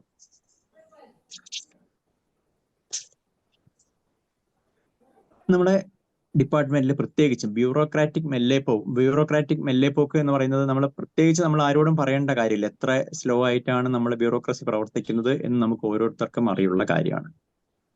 പക്ഷെ ഈ അവസരത്തിൽ എനിക്ക് ഒരു നിർഭാഗ്യവശാൽ ഒരു കാര്യം എന്താണെന്ന് വെച്ചാൽ, നമ്മുടെ അംഗങ്ങളൊക്കെ വളരെ, നമ്മളെ ആശുപത്രികളിലെ പ്രവർത്തനങ്ങളാണെങ്കിലും രോഗി പരിചരണമാണെങ്കിലും അഡ്മിനിസ്ട്രേഷൻ ആണെങ്കിലും വളരെ കാര്യക്ഷമമായിട്ട് ചെയ്യുകയാണെങ്കിലും, പക്ഷെ പലപ്പോഴും ചിലരെങ്കിലും സ്വന്തം സർവീസ് കാര്യങ്ങളിൽ അത്ര തന്നെ താല്പര്യം കാണിക്കുന്നില്ല എന്നുള്ളത് ദുഃഖകരമാണ്. അതായത് നമ്മളെ സർവീസ് വെരിഫിക്കേഷൻ, സർവീസ് നമ്മളെ പ്രൊബേഷൻ ഡിക്ലറേഷൻ, ഗ്രേഡ് സാങ്ഷൻ, ഇങ്ങനെയുള്ള കാര്യങ്ങളിൽ പലപ്പോഴും നമ്മളൊരു ചിലരെങ്കിലും ഡിപ്പാർട്ട്മെന്റ് ടെസ്റ്റ് പാസ്സാകാനൊക്കെ പലപ്പോഴും വേണ്ടത്ര തിടുക്കം കാണിക്കുന്നില്ല, അല്ലെങ്കിൽ അതിനുള്ള താല്പര്യം എടുക്കുന്നില്ല എന്നുള്ളത്. അതുകൊണ്ട് തന്നെ നമുക്ക് കിട്ടേണ്ട ഒരുപാട് ആനുകൂല്യങ്ങൾ അനിശ്ചിതമായി വൈകുകയും കോംപ്ലിക്കേഷൻസ് വരികയും ചെയ്യുന്ന ഒരു അവസ്ഥയുണ്ട്. ഈ അവസരത്തിൽ ഇവിടെ ഒരുപാട് ജില്ലാ നേതാക്കന്മാരുണ്ട്. അപ്പൊ എനിക്ക് പറയാനുള്ളത്, സർവീസിൽ ജോയിൻ ചെയ്യുന്ന ഓരോരുത്തരും കൃത്യമായ ഒരു സർവീസ് സംബന്ധമായ കാര്യങ്ങളെ സംബന്ധിച്ച് അവരെ ബോധവൽക്കരിക്കുകയും അവർക്ക് കിട്ടാനുള്ള ആനുകൂല്യങ്ങൾ കൃത്യമായി ലഭിക്കാൻ വേണ്ടി സമയത്ത് തന്നെ അവർ സർവീസ് വെരിഫിക്കേഷൻ കഴിയുന്നു എന്നുള്ളത്, പരീക്ഷ എഴുതുന്നു എന്നുള്ളത്, പ്രൊബേഷൻ ഡിക്ലെയർ ചെയ്യുന്നു, സമയത്ത് ഗ്രേഡ് വാങ്ങുന്നു, ഈ കാര്യങ്ങളൊക്കെ ഉറപ്പുവരുത്താൻ ഇത് സംബന്ധിച്ചൊരു ബോധവൽക്കരണം ആവശ്യമാണ്. പലപ്പോഴും നമ്മൾ പ്രൊബേഷൻ ഡിക്ലറേഷന്റെ കാര്യം വരുമ്പോൾ, പ്രൊബേഷൻ നമ്മൾ ആദ്യത്തെ 3 വർഷത്തിനുള്ളിൽ തന്നെ പ്രൊബേഷൻ ഡിക്ലെയർ ചെയ്യാനുള്ള എല്ലാ ക്രൈറ്റീരിയയും നമ്മൾ പാലിക്കേണ്ടതാണ്. ഇതിൽ പലപ്പോഴും കാണുന്ന ഒരു പ്രശ്നം എന്ന് വെച്ചാൽ, നമ്മൾ ഡിപ്പാർട്ട്മെന്റൽ ടെസ്റ്റ് ചിലപ്പോൾ പരീക്ഷ പാസ്സാകാൻ വൈകും, ചിലപ്പോൾ എഴുതാനുള്ള മടി കൊണ്ടായിരിക്കാം. അപ്പോൾ ഈ എന്തെങ്കിലും കാരണവശാൽ ഈ 3 വർഷത്തിനുള്ളിൽ തന്നെ ഈ ക്രൈറ്റീരിയ നമ്മൾ ഫുൾഫിൽ ചെയ്യാൻ കഴിഞ്ഞിട്ടില്ലെങ്കിൽ പിന്നെ പ്രൊബേഷൻ പീരീഡ് നമ്മൾ ഈ 3 വർഷം എന്നുള്ള പീരീഡ് എക്സ്റ്റെൻഡ് ചെയ്യേണ്ടി വരും. ഇത് എക്സ്റ്റെൻഡ് ചെയ്യാൻ DHSന് കഴിയൂല. അത് ഹെൽത്ത് സെക്രട്ടറിക്ക് പോയി ഹെൽത്ത് ഡിപ്പാർട്ട്മെന്റ് തന്നെ ചെയ്യണം. അങ്ങനെ ഒരു സമയം വരുമ്പോൾ നമ്മൾ ആവശ്യമില്ലാതെ ഒരുപാട് ബുദ്ധിമുട്ടുകൾ നമ്മുടെ സർവീസിലേക്ക് വലിച്ചു വെക്കുകയാണ് ചെയ്യുന്നത്. ഞാൻ പിന്നെ ഒരു ഫോൺ ഇൻ പ്രോഗ്രാം എന്ന് പറയുമ്പോൾ, ഞാൻ ആദ്യമായിട്ട് എന്ത് ചോദ്യം ചോദിച്ചാലും അതിനൊക്കെ ഓഫ് ഹാൻഡ് ആയിട്ട് ഉത്തരം പറയാമെന്ന് അവകാശപ്പെടുന്നില്ല. അറിയുന്ന കാര്യങ്ങൾ ഞാൻ പറഞ്ഞു തരാം. ഒരുപാട് കാര്യങ്ങൾ നമുക്ക് പലപ്പോഴും ഓർഡറുകളെല്ലാം കാണാതെ പഠിച്ചു വെക്കുക എന്നുള്ളത് ഒരു പ്രായോഗിക കാര്യമല്ല. നമ്മൾ പക്ഷെ അത്യാവശ്യം ഓർഡറുകൾ ശേഖരിച്ചു വെക്കുകയും അവർ റെഫർ ചെയ്ത് നമ്മുടെ ഗ്രൂപ്പ് വഴിയോ അല്ലെങ്കിൽ വ്യക്തിപരമായിട്ടോ മറുപടി തരാൻ കഴിയുമെന്നാണ് ഞാൻ പ്രതീക്ഷിക്കുന്നത്. കുറച്ച് കാര്യം കൂടി പറയാനുണ്ട്. അപ്പൊ അതിനു മുമ്പ് എന്തെങ്കിലും ചോദ്യങ്ങളായിട്ട് ആരെങ്കിലും എന്തെങ്കിലും ഉണ്ടെങ്കിൽ ആൻസർ ചെയ്യാം, അല്ലെങ്കിൽ ഞാൻ കുറച്ചും കൂടി സംസാരിക്കാം. ചോദ്യം ചോദിക്കാമോ സർ? പറയൂ. ഡോക്ടർ കാവേരി ട്രിവാൻഡ്രത്ത് നിന്ന്. പറയൂ സാറ്, ഞാൻ FHC എടവായില് ജോയിൻ ചെയ്യണത് ജനുവരി അവസാനം. അപ്പൊ ഞാൻ അവിടെ കണ്ടതെന്ന് വെച്ചാല്, അവിടെ ഒരു ആംബുലൻസ് ഉണ്ട്. ഈ എം പി ഫണ്ടിൽ നിന്ന് കൊടുക്കുന്ന ഒരു ആംബുലൻസ് ഉണ്ടല്ലോ സാറേ, 2018 പഞ്ചായത്തുകൾക്ക് കൈമാറ്റം ചെയ്ത ആംബുലൻസ്. അപ്പൊ അവിടെ ചെന്നപ്പോ മനസ്സിലാക്കിയത്, ആ ആംബുലൻസ് ജനുവരി 9 ശേഷം ഓടിയിട്ടില്ല, അതിങ്ങനെ കട്ടപ്പുറത്ത് ഇട്ടിരിക്കുക. അപ്പൊ കാര്യം അന്വേഷിച്ചപ്പം പെട്രോൾ അതിനുള്ള ഫണ്ട് പഞ്ചായത്ത് കൊടുക്കുന്നില്ല എന്നാണ് അറിഞ്ഞത്. അപ്പൊ എന്തായാലും അത് റീടെസ്റ്റിനുള്ള സമയമായതുകൊണ്ട് ഞാൻ ആ വണ്ടി റീടെസ്റ്റിന് വിട്ടു. അപ്പൊ ഞാൻ ചെന്ന് ചാർജ് ഹാൻഡ് ഓവർ ചെയ്തതിന്റെ അടുത്ത ദിവസം തന്നെ പാലിയേറ്റീവ് ഡ്രൈവർ 3 മാസത്തേക്ക് ഞാൻ വിദേശത്ത് പോവാണെന്ന് പറഞ്ഞൊരു ലീവ് ലെറ്റർ എഴുതി തന്നു. അപ്പൊ പെട്ടെന്ന് പാലിയേറ്റീവ് വണ്ടി ഓടിക്കാൻ എനിക്ക് വേറെ ഡ്രൈവറെ തപ്പാൻ ഒക്കത്തില്ലല്ലോ സാറേ. അപ്പൊ ഞാൻ ഈ കാര്യം പഞ്ചായത്തിൽ അറിയിക്കുകയും പഞ്ചായത്ത് സമിതി പറഞ്ഞു, തൽക്കാലം ഈ ആംബുലൻസ് ഓടിക്കൊണ്ടിരിക്കുന്ന ഡ്രൈവർ പാലിയേറ്റീവ് വണ്ടി ഓടിക്കട്ടെ, വണ്ടി റീടെസ്റ്റിന് പോയിരിക്കുകയല്ലേന്ന് പറഞ്ഞു. അപ്പൊ ഇപ്പൊ റീടെസ്റ്റ് ചെയ്ത് 2 മാസത്തോളമായി വണ്ടി പുറത്തിറക്കാനുള്ള പല ലെറ്റർ എഴുതിയിട്ടും വണ്ടി പുറത്തിറക്കാനായിട്ട് വർക്ക്ഷോപ്പിൽ അടയ്ക്കാനുള്ള പൈസ അവർ തരുന്നില്ല. അപ്പൊ മുൻപുള്ള കണക്കുകളെല്ലാം പരിശോധിക്കുമ്പോൾ ഈ ഡ്രൈവറെ കോവിഡ് പദ്ധതി പ്രകാരം ഉള്ള ശമ്പളം, കോവിഡ് പ്രോജക്ട് വഴിയാണ് അദ്ദേഹത്തിന് ആദ്യം ശമ്പളം കൊടുത്തോണ്ടിരുന്നത്. ആ സാലറി എന്ന് പറഞ്ഞാൽ ഈ നമ്മുടെ ഓർഡർ ഉണ്ടല്ലോ, 2021 ഓർഡർ, ഹലോ, പറയൂ. ദിവസവേതന കരാറിൽ ഇയാളെ നിയമിക്കുകയും എന്നിട്ട് 27 ദിവസത്തെ ശമ്പളം കൺസോളിഡേറ്റഡ് ആയി ഇയാൾക്ക് 19,710 രൂപ കൊടുത്തോണ്ടിരിക്കുകയും ചെയ്യാണ്. മാത്രമല്ല നൈറ്റിന് എങ്ങാനും ഒരു കോള് വന്നാല് ദിവസവേതനത്തിന്റെ 730 പകുതിയായ 360 രൂപയും കൂടെ അയാൾക്ക് ചേർത്ത് കൊടുത്തോണ്ടിരിക്കുകയാണ്. അപ്പൊ അങ്ങനെ ജനുവരി മാസത്തിൽ ആകെപ്പാടെ 4 ദിവസമേ ഓടിയിട്ടുള്ളൂ വണ്ടി റീടെസ്റ്റിന് പോയി. അപ്പൊ ജനുവരി മാസത്തെ ശമ്പളം ഞാൻ എങ്ങനെ കൊടുക്കുക? ഏത് രീതിയിൽ കൊടുക്കണം? അല്ല, ഒരു മിനിറ്റ്. ഇതിൽ ഇയാൾ ഇപ്പൊ സാലറി കൊടുത്തോണ്ടിരിക്കുന്നത് എങ്ങനെയാണ്? ഇപ്പൊ ഈ ഇപ്പൊ പാലിയേറ്റീവ് വണ്ടി ഓടിക്കുന്നുണ്ടോ? ഇപ്പൊ പാലിയേറ്റീവ് വണ്ടി ഓടിക്കുന്നുണ്ട്. പാലിയേറ്റീവിന്റെ ഈ 20 ദിവസത്തെ ഓടുമ്പോൾ ഒരു സാലറി ഉണ്ടല്ലോ സാർ, ഫിക്സഡ് അല്ലേ? അതാ കൊടുക്കുന്നത്. അതിപ്പം ഫെബ്രുവരി, മാർച്ച്, ഏപ്രിൽ മാസം അങ്ങനെ ആ സാലറിയാണ് കൊടുക്കുന്നത്. പക്ഷെ എനിക്ക് അറിയേണ്ടത് ഞാൻ വരും മുമ്പേ ഉള്ള സംഭവമാണ്, ഞാൻ ജോയിൻ ചെയ്യുന്നതിന് മുമ്പുള്ള സംഭവമാണ്. ഈ ജനുവരിയിലെയും ഡിസംബറിൽ ഇപ്പൊ അയാളുടെ വൗച്ചർ എഴുതി വന്നിട്ടുണ്ട്. 20,000 ചില്ലാനം രൂപ വൗച്ചർ അവിടെ പഞ്ചായത്തിൽ കൊടുത്തിരിക്കുക അയാള്. ഞാനത് പാസ്സാക്കണ്ടെന്ന് പറഞ്ഞു. കാരണം 27 സാർ അയാള് പല ദിവസങ്ങളിലും ഓട്ടോ ഇല്ല, വണ്ടിക്ക് ആംബുലൻസിന് ഓട്ടോ ഇല്ല. അപ്പൊ ഇയാൾ വന്ന് ഒപ്പിട്ടിട്ട് വെറുതെ ഇരിക്കുക അവിടെ. അപ്പൊ മുമ്പിരുന്ന മെഡിക്കൽ ഓഫീസർമാരെല്ലാം തന്നെ 27 ദിവസത്തെ ശമ്പളം കൃത്യമായിട്ട് കൊടുത്തിട്ടുണ്ട്. 19,710 രൂപ കൊടുത്തിട്ടുണ്ട്. നൈറ്റ് ഓടുന്നെങ്കിൽ ഈ ഏത് ദിവസമാണോ നൈറ്റ് ഓടുന്നത് അപ്പൊ 730 പകുതി കൂടി ചേർത്തുള്ള വൗച്ചർ പാസ്സാക്കിയിട്ടുണ്ട്. ഞാൻ എന്ത് ചെയ്യണം? അല്ല, ഒരു മിനിറ്റ്. ഇയാളെ എങ്ങനെയാ പോസ്റ്റ് ചെയ്തിരിക്കുന്നത്? എങ്ങനെയാണ്? ഇയാളെ കരാർ അടിസ്ഥാനത്തിലാണോ ദിവസവേതന അടിസ്ഥാനത്തിലാണോ? സാറേ, ദിവസവേതന അടിസ്ഥാനത്തിൽ പറഞ്ഞിട്ട് നിയമന ഉത്തരവ് അവിടെയുണ്ട്. പക്ഷെ കരാറൊന്നും എഴുതിയിട്ടില്ല. ആ ഓഫീസിൽ ആരും കരാർ എഴുതിയിട്ടില്ല. ഒറ്റ സ്റ്റാഫ് പോലും കരാർ വെച്ചിട്ടില്ല. ഇപ്പൊ ഞാനിപ്പോ ചെന്നിട്ട് LSGD ഡോക്ടർക്ക് കരാർ വെച്ചു. അപ്പൊ ഇനി മറ്റുള്ളവരൊക്കെ കരാർ വെക്കാൻ ആ സമയമാവുന്നതേ ഉള്ളൂ. ഇനിയിപ്പോ ഇത് കഴിഞ്ഞിട്ട് ഇലക്ഷൻ ഇത് കഴിഞ്ഞിട്ടേ വെക്കാൻ പറ്റത്തുള്ളൂ. ഇതില് കൃത്യമായിട്ടുള്ള ഒരു കാര്യം, ദിവസവേതന അടിസ്ഥാനത്തിൽ ജോലി ചെയ്യുന്ന ഒരാളാണെങ്കിൽ അവര് ജോലി ചെയ്യാത്ത ദിവസങ്ങളിൽ അവർക്ക് വേതനമില്ല. അപ്പൊ വാഹനം സർവീസബിൾ അല്ലെങ്കിൽ അവർക്ക് വേതനം കൊടുക്കാൻ പറ്റില്ല. അതിലൊരു സംശയമില്ലാത്ത കാര്യമാണത്.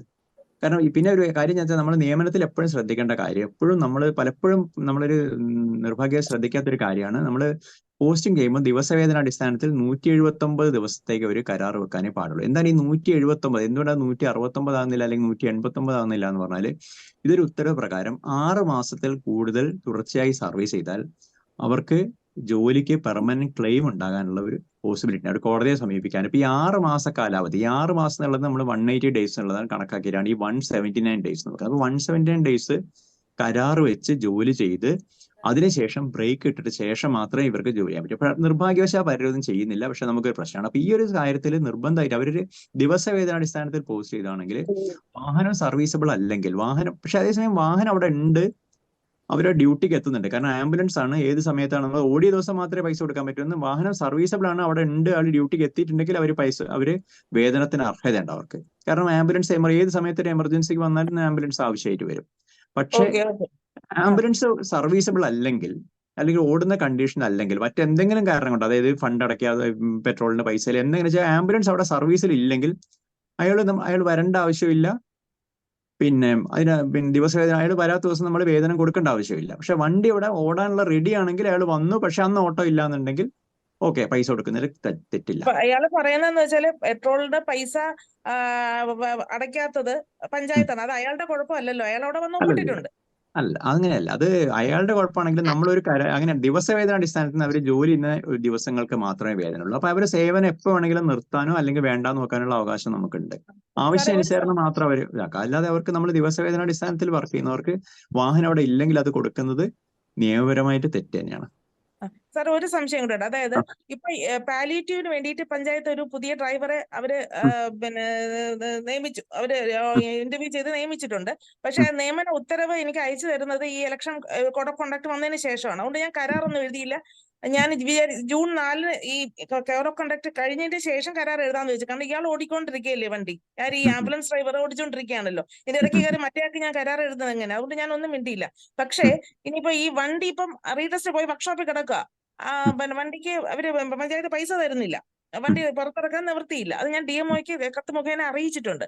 അപ്പോ ഈ ജൂൺ 4 ഈ കോഡ് ഓഫ് കണ്ടക്ട് കഴിയുമ്പോൾ പാലിയേറ്റീവിന്റെ വണ്ടി പുതിയ പാലിയേറ്റീവ് ഡ്രൈവർ ഓടിക്കും. അപ്പൊ ഇയാൾ വന്ന് അവിടെ ഒപ്പിടുവാണെങ്കിൽ ഞാൻ എന്ത് ചെയ്യും സാർ? ഇയാളെ പിരിച്ചുവിടണോ? ഞാൻ എന്താ ചെയ്യേണ്ടത്? വേണ്ട, അയാളെ സർവീസ് ഇപ്പൊ ആവശ്യമില്ല, അത്രേ ഉള്ളൂ. കാരണം നമ്മളൊരു പ്രശ്നം എന്ന് വെച്ചാല് ഈ പിന്നെ ഈ ദിവസവേതന അടിസ്ഥാനമുള്ളവരെ നമ്മൾ എപ്പോൾ ടെർമിനേറ്റ് ചെയ്യുന്നതിന് ഒരു പ്രശ്നമില്ല. അവരെ ജോലി ഇല്ലെങ്കിൽ അവരെ ടെർമിനേറ്റ് ചെയ്യാം. അവർക്ക് ജോലി ഉണ്ടെങ്കിൽ മാത്രം അവർ ഇനി ആവശ്യം വരികയാണെങ്കിൽ മാത്രം അവർ വിളിച്ചാൽ മതി. അപ്പൊ ഞാൻ എഴുത്തായിട്ട് അയക്ക് കൊടുക്കണോ? എങ്ങനെ നിങ്ങൾക്ക് അത് തൽക്കാലം ഇപ്പൊ ആവശ്യമില്ല? സേവനം ആവശ്യമില്ല, ആവശ്യമുള്ള അറിയിക്കുകയാണെന്ന് പറഞ്ഞിട്ട് നമുക്ക് ടെർമിനേറ്റ് ചെയ്യാം അവരുടെ സേവനം. അല്ലെങ്കിൽ അവരിപ്പോ വാഹനം ഇല്ലാത്തതുകൊണ്ട് ഇപ്പൊ അവരുടെ സേവനം ആവശ്യമില്ല എന്ന് പറയാം. കാരണം ഇപ്പൊ അങ്ങനെ സർവീസ് അവിടെ ഇല്ലല്ലോ. വണ്ടി ഇല്ലാതെ നമ്മൾ ഡ്രൈവർക്ക് പൈസ കൊടുക്കുന്ന ഒരു വിധത്തിൽ ന്യായീകരിക്കാൻ പറ്റില്ല. Okay okay sir. ഈ പിന്നെ ഞാൻ അവസരത്തിൽ പറയൂ. LSGD ഡോക്ടറുടെ അവരെ നിയമിച്ചിരുന്നു. അവിടെ ഒരു LSGD ഡോക്ടറെ നിയമിച്ചിരുന്നു. അതും കരാറൊന്നും വെച്ചിട്ടില്ല. അപ്പൊ ഞാൻ നോക്കിയപ്പോ മറ്റേ റദ്ദാക്കിയ സാലറി 63,700 റദ്ദാക്കിയ ഒരു ഓർഡർ ഉണ്ടല്ലോ സാറേ, 63,700 അതിലിങ്ങനെ പൊയ്ക്കൊണ്ടിരിക്കുകയായിരുന്നു. അപ്പൊ ഞാൻ ചെന്നിട്ട് അത് നോക്കി. അപ്പൊ ഞാൻ പറഞ്ഞു അത് റദ്ദാക്കിയ സാലറിയാണ്, തരാൻ പറ്റത്തില്ല. അയാളുടെ നിയമന ഉത്തരവ് എടുത്തുകൊണ്ട് ദിവസവേതന എന്നാണ് എഴുതി വെച്ചിരിക്കുന്നത് അതിനകത്ത്, ദിവസവേതനം എന്ന് പറഞ്ഞിട്ട്. അപ്പൊ ഞാൻ ദിവസവേതനത്തിന്റെ പരമാവധി സാലറി 52 സംതിങ് ആണ്, അതേ തരാൻ പറ്റുള്ളൂ എന്ന് പറഞ്ഞു. അത് കൊടുത്തു. അപ്പൊ ഇയാളുടെ 2 അടുത്ത ബന്ധുക്കള് പിന്നെ എന്താ പറയാ പഞ്ചായത്ത് മെമ്പർമാരാണ്. പഞ്ചായത്ത് സമിതി കൂടി എന്നെ വിളിപ്പിച്ചിട്ട് റദ്ദാക്കിയ റദ്ദാക്കിയ ഉത്തരവിൽ ഞാൻ സാലറി കൊടുക്കണമെന്ന് പറഞ്ഞ് അവര് പ്രമേയം പാസ്സാക്കി. ഞാൻ വിയോജിപ്പ് പറഞ്ഞിട്ട് ഞാൻ ഇറങ്ങിപ്പോന്നു. പക്ഷെ ഞാൻ സെക്രട്ടറിക്ക് കത്ത് കൊടുത്തു. നിങ്ങൾ ഈ റദ്ദാക്കിയ ഉത്തരവിലും പേരിലുള്ള സാലറിയാണ് കൊടുക്കാൻ പറഞ്ഞിരിക്കുന്നത്, അത് സാധ്യമല്ല. അതുകൊണ്ട് അതിനേക്ക് സ്പെഷ്യൽ ഓർഡർ എനിക്ക് വാങ്ങിച്ചു തരണമെന്ന് പറഞ്ഞ് ഞാൻ കത്ത് കൊടുത്തു, പഞ്ചായത്തിന് കത്ത് കൊടുത്തു. അപ്പൊ പഞ്ചായത്ത് സെക്രട്ടറി എനിക്ക് മറുപടി തന്നു, ഉചിതമായ തീരുമാനം ഡോക്ടർക്ക് കൈക്കൊള്ളാവുന്നതാണെന്ന് പറഞ്ഞ് തിരിച്ചൊരു മറുപടി തന്നു. പക്ഷെ ആ ഒരു പഞ്ചായത്ത് സമിതി കൂടി അയാളെ മാസവേതനം അയാൾക്ക് കൊടുക്കണമെന്ന് പറഞ്ഞ് പ്രമേയം പാസ്സാക്കിയിട്ടുണ്ട്. മാസവേതനം അതിൽ തെറ്റുണ്ടോ? അല്ല, ഇത് രണ്ട് രീതിയിൽ നമുക്ക് ഒരാളെ പോസ്റ്റ് ചെയ്യാൻ പറ്റും. അതായത് ദിവസവേതന അടിസ്ഥാനത്തിലും ചെയ്യാം, മാസ കരാർ അടിസ്ഥാനത്തിലും നിയമിക്കാം. ദിവസവേതന അടിസ്ഥാനത്തിലാവുമ്പോൾ നമുക്ക് എത്ര ദിവസം വർക്ക് ചെയ്തു, അതായത് അന്ന് സൺഡേസ് ഇല്ല, പിന്നെ ഹോളിഡേയ്സും നമുക്ക് ഇല്ല, അല്ലാത്ത ഒഴിവുള്ള വർക്ക് ചെയ്ത ദിവസത്തെ വേതനം മാത്രമേ കൊടുക്കാൻ പാടുള്ളൂ. പറയട്ടെ. അപ്പൊ അതിൽ ഈ ദിവസവേതന അടിസ്ഥാനത്തിൽ നമ്മൾ പോസ്റ്റ് ചെയ്യുകയാണെങ്കിൽ അവര് 179 ദിവസം മാത്രമേ പോസ്റ്റ് ചെയ്യാൻ പാടുള്ളൂ. 179 ദിവസമേ പോസ്റ്റ് ചെയ്യാൻ പാടുള്ളൂ. അവർ വർക്ക് ചെയ്യുന്ന ദിവസം സാലറി മാത്രമേ കൊടുക്കാൻ പാടുള്ളൂ. അവർക്ക് ലീവോ അല്ലെങ്കിൽ പിന്നെ ഹോളിഡേയ്സോ പിന്നെ വീക്ക്ലി ഓഫോ എടുക്കാൻ അനുവാദമില്ല. ആ രീതിയിലാണ് നമ്മൾ. ഇല്ല വർക്ക് ചെയ്ത് മാത്രം വീക്ക്ലി ഓഫ് എടുക്കാം, പക്ഷെ ആ വേതനം വർക്ക് ചെയ്ത ദിവസം മാത്രമേ ഉണ്ടാവും. മനസ്സിലായി.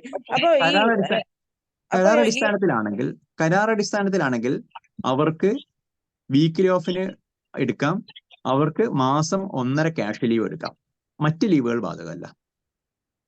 അപ്പൊ അതായത് LSGDയുടെ ഡോക്ടർക്ക് മാസം 1.5 ക്യാഷ് ലീവ് എടുക്കാം അല്ലെ? NHMന്റെ പോലത്തെ ഹോളിഡേയ്സ് ബാധകമല്ല, അവർക്ക് 1.5 ലീവ് എടുക്കാം. അപ്പൊ അവർക്ക് വ്യത്യാസം എന്താ വെച്ചാൽ അവർക്ക് കുറച്ചൊരു സാലറി കൂടും. കാരണം ഒരു 57,000 സംതിങ് വരും. കാരണം ആ 4 ദിവസത്തെ വേതനം കൂടി അവർക്ക് കിട്ടും. ഒരിക്കലും 60,000 ഒരിക്കലും എത്തില്ല. കാരണം 52,000 സംതിങ് വരുന്നത് അവർ 27 ദിവസത്തെ വേതനമാണ്, അല്ലെങ്കിൽ അവർ വർക്ക് ചെയ്യുന്ന ദിവസം സൺഡേസ് ഒഴിവാക്കിയിട്ടുള്ള വേതനമാണ്. മറിച്ച് അവർ കരാർ മാസവേതനത്തിലാണെങ്കിൽ അവർക്ക് ശമ്പളത്തോടുള്ള വീക്ക് ഓഫിന് അർഹതയുണ്ട്. പക്ഷെ അത് കുറച്ചുകൂടി റിസ്ക് ആണ്. കാരണം എന്താ വെച്ചാൽ ഒരു കാര്യം കൂടി ശ്രദ്ധിക്കുക കേട്ടോ. വീക്ക് ഓഫ് നമ്മൾ ഡെയിലി വേജസിലാണ് പോസ്റ്റ് ചെയ്യുന്നതെങ്കിൽ അവരെ അറ്റൻഡൻസ് സൈൻ ചെയ്യരുത്, പ്രസന്റ് മാർക്ക് ചെയ്യാനേ പാടുള്ളൂ. അല്ല സാറേ, ഇവര് പഞ്ചായത്ത് സമിതി കൂടി ഇയാളെ മാസവേതനത്തിൽ നിയമിക്കണം പറഞ്ഞിട്ട് ഉത്തരവ് തന്നു എനിക്ക്. നമുക്ക് മാസവേതനത്തിൽ ചെയ്യാം, കരാർ അടിസ്ഥാനത്തിൽ നിയമിക്കാം. പക്ഷെ അപ്പോൾ അതിന്റെ ഉത്തരവുണ്ട്. അപ്പോൾ നമുക്ക് അവർക്ക് 2 വ്യത്യാസങ്ങളേ ഉള്ളൂ. ദിവസമുള്ള സാലറി 1,910 ആണെന്നാണ് എന്റെ ഓർമ്മ. 110 ആണോ 1,960 ആണോ കറക്റ്റ്. ആ ദിവസം എമൗണ്ട് ഡെയിലി കൊടുക്കുന്ന എമൗണ്ട് സെയിം ആണ്. പക്ഷെ അതിൽ അവർക്ക് വ്യത്യാസം ഒരു ദിവസം ശമ്പളത്തോടുള്ള അവധി, ഒരു ആഴ്ചയിൽ ഒരു ദിവസം ശമ്പളത്തോടുകൂടിയിട്ടുള്ള അവധി ഉണ്ട്, പ്ലസ് ഒരു 1.5 ക്യാഷ് ലീവ് ഉണ്ട്. അപ്പൊ അവർക്ക് കുറച്ചുകൂടി സാലറിയിൽ ചെറിയൊരു ഇൻക്രീസ് വരും. 4 ദിവസത്തെ അതിനൊരു ഓർഡർ ഉണ്ടോ സാറേ ഈ LSGDയുടെ ഈ കരാർ? അതിനൊരു ഓർഡർ ഹോളിഡേസ് നോക്കട്ടെ, ഒന്ന് ഞാൻ ഫൈൻഡ് ചെയ്തിട്ട് അയക്കാം. ലീവിന് അർഹത കിട്ടൂലേ അപ്പൊ മാസവേതനത്തിലാണെങ്കിൽ? ഏതാ അവർക്ക് മെറ്റേണിറ്റി ലീവിന് അർഹത ഉണ്ടാവൂലേ മാസവേതനം ആണെങ്കിൽ? ക്ലാരിഫൈ ചെയ്തിട്ട് പറഞ്ഞുതരാം. അതൊരു നമുക്ക് എപ്പോഴും നമ്മളൊരു ചാർജ് മെഡിക്കൽ ഓഫീസർ ആയിരിക്കും നമ്മളെ സംബന്ധിച്ച് ഈ പിന്നെ ദിവസവേതന അടിസ്ഥാനമാണ് നമ്മളെ സംബന്ധിച്ച് സേഫർ ഓപ്ഷൻ. മറ്റത് കുറച്ചുകൂടി കോംപ്ലിക്കേറ്റഡ് ആണ്. നമുക്ക് കൂടുതൽ അവർക്ക് ജോലിക്കുള്ള പിന്നെ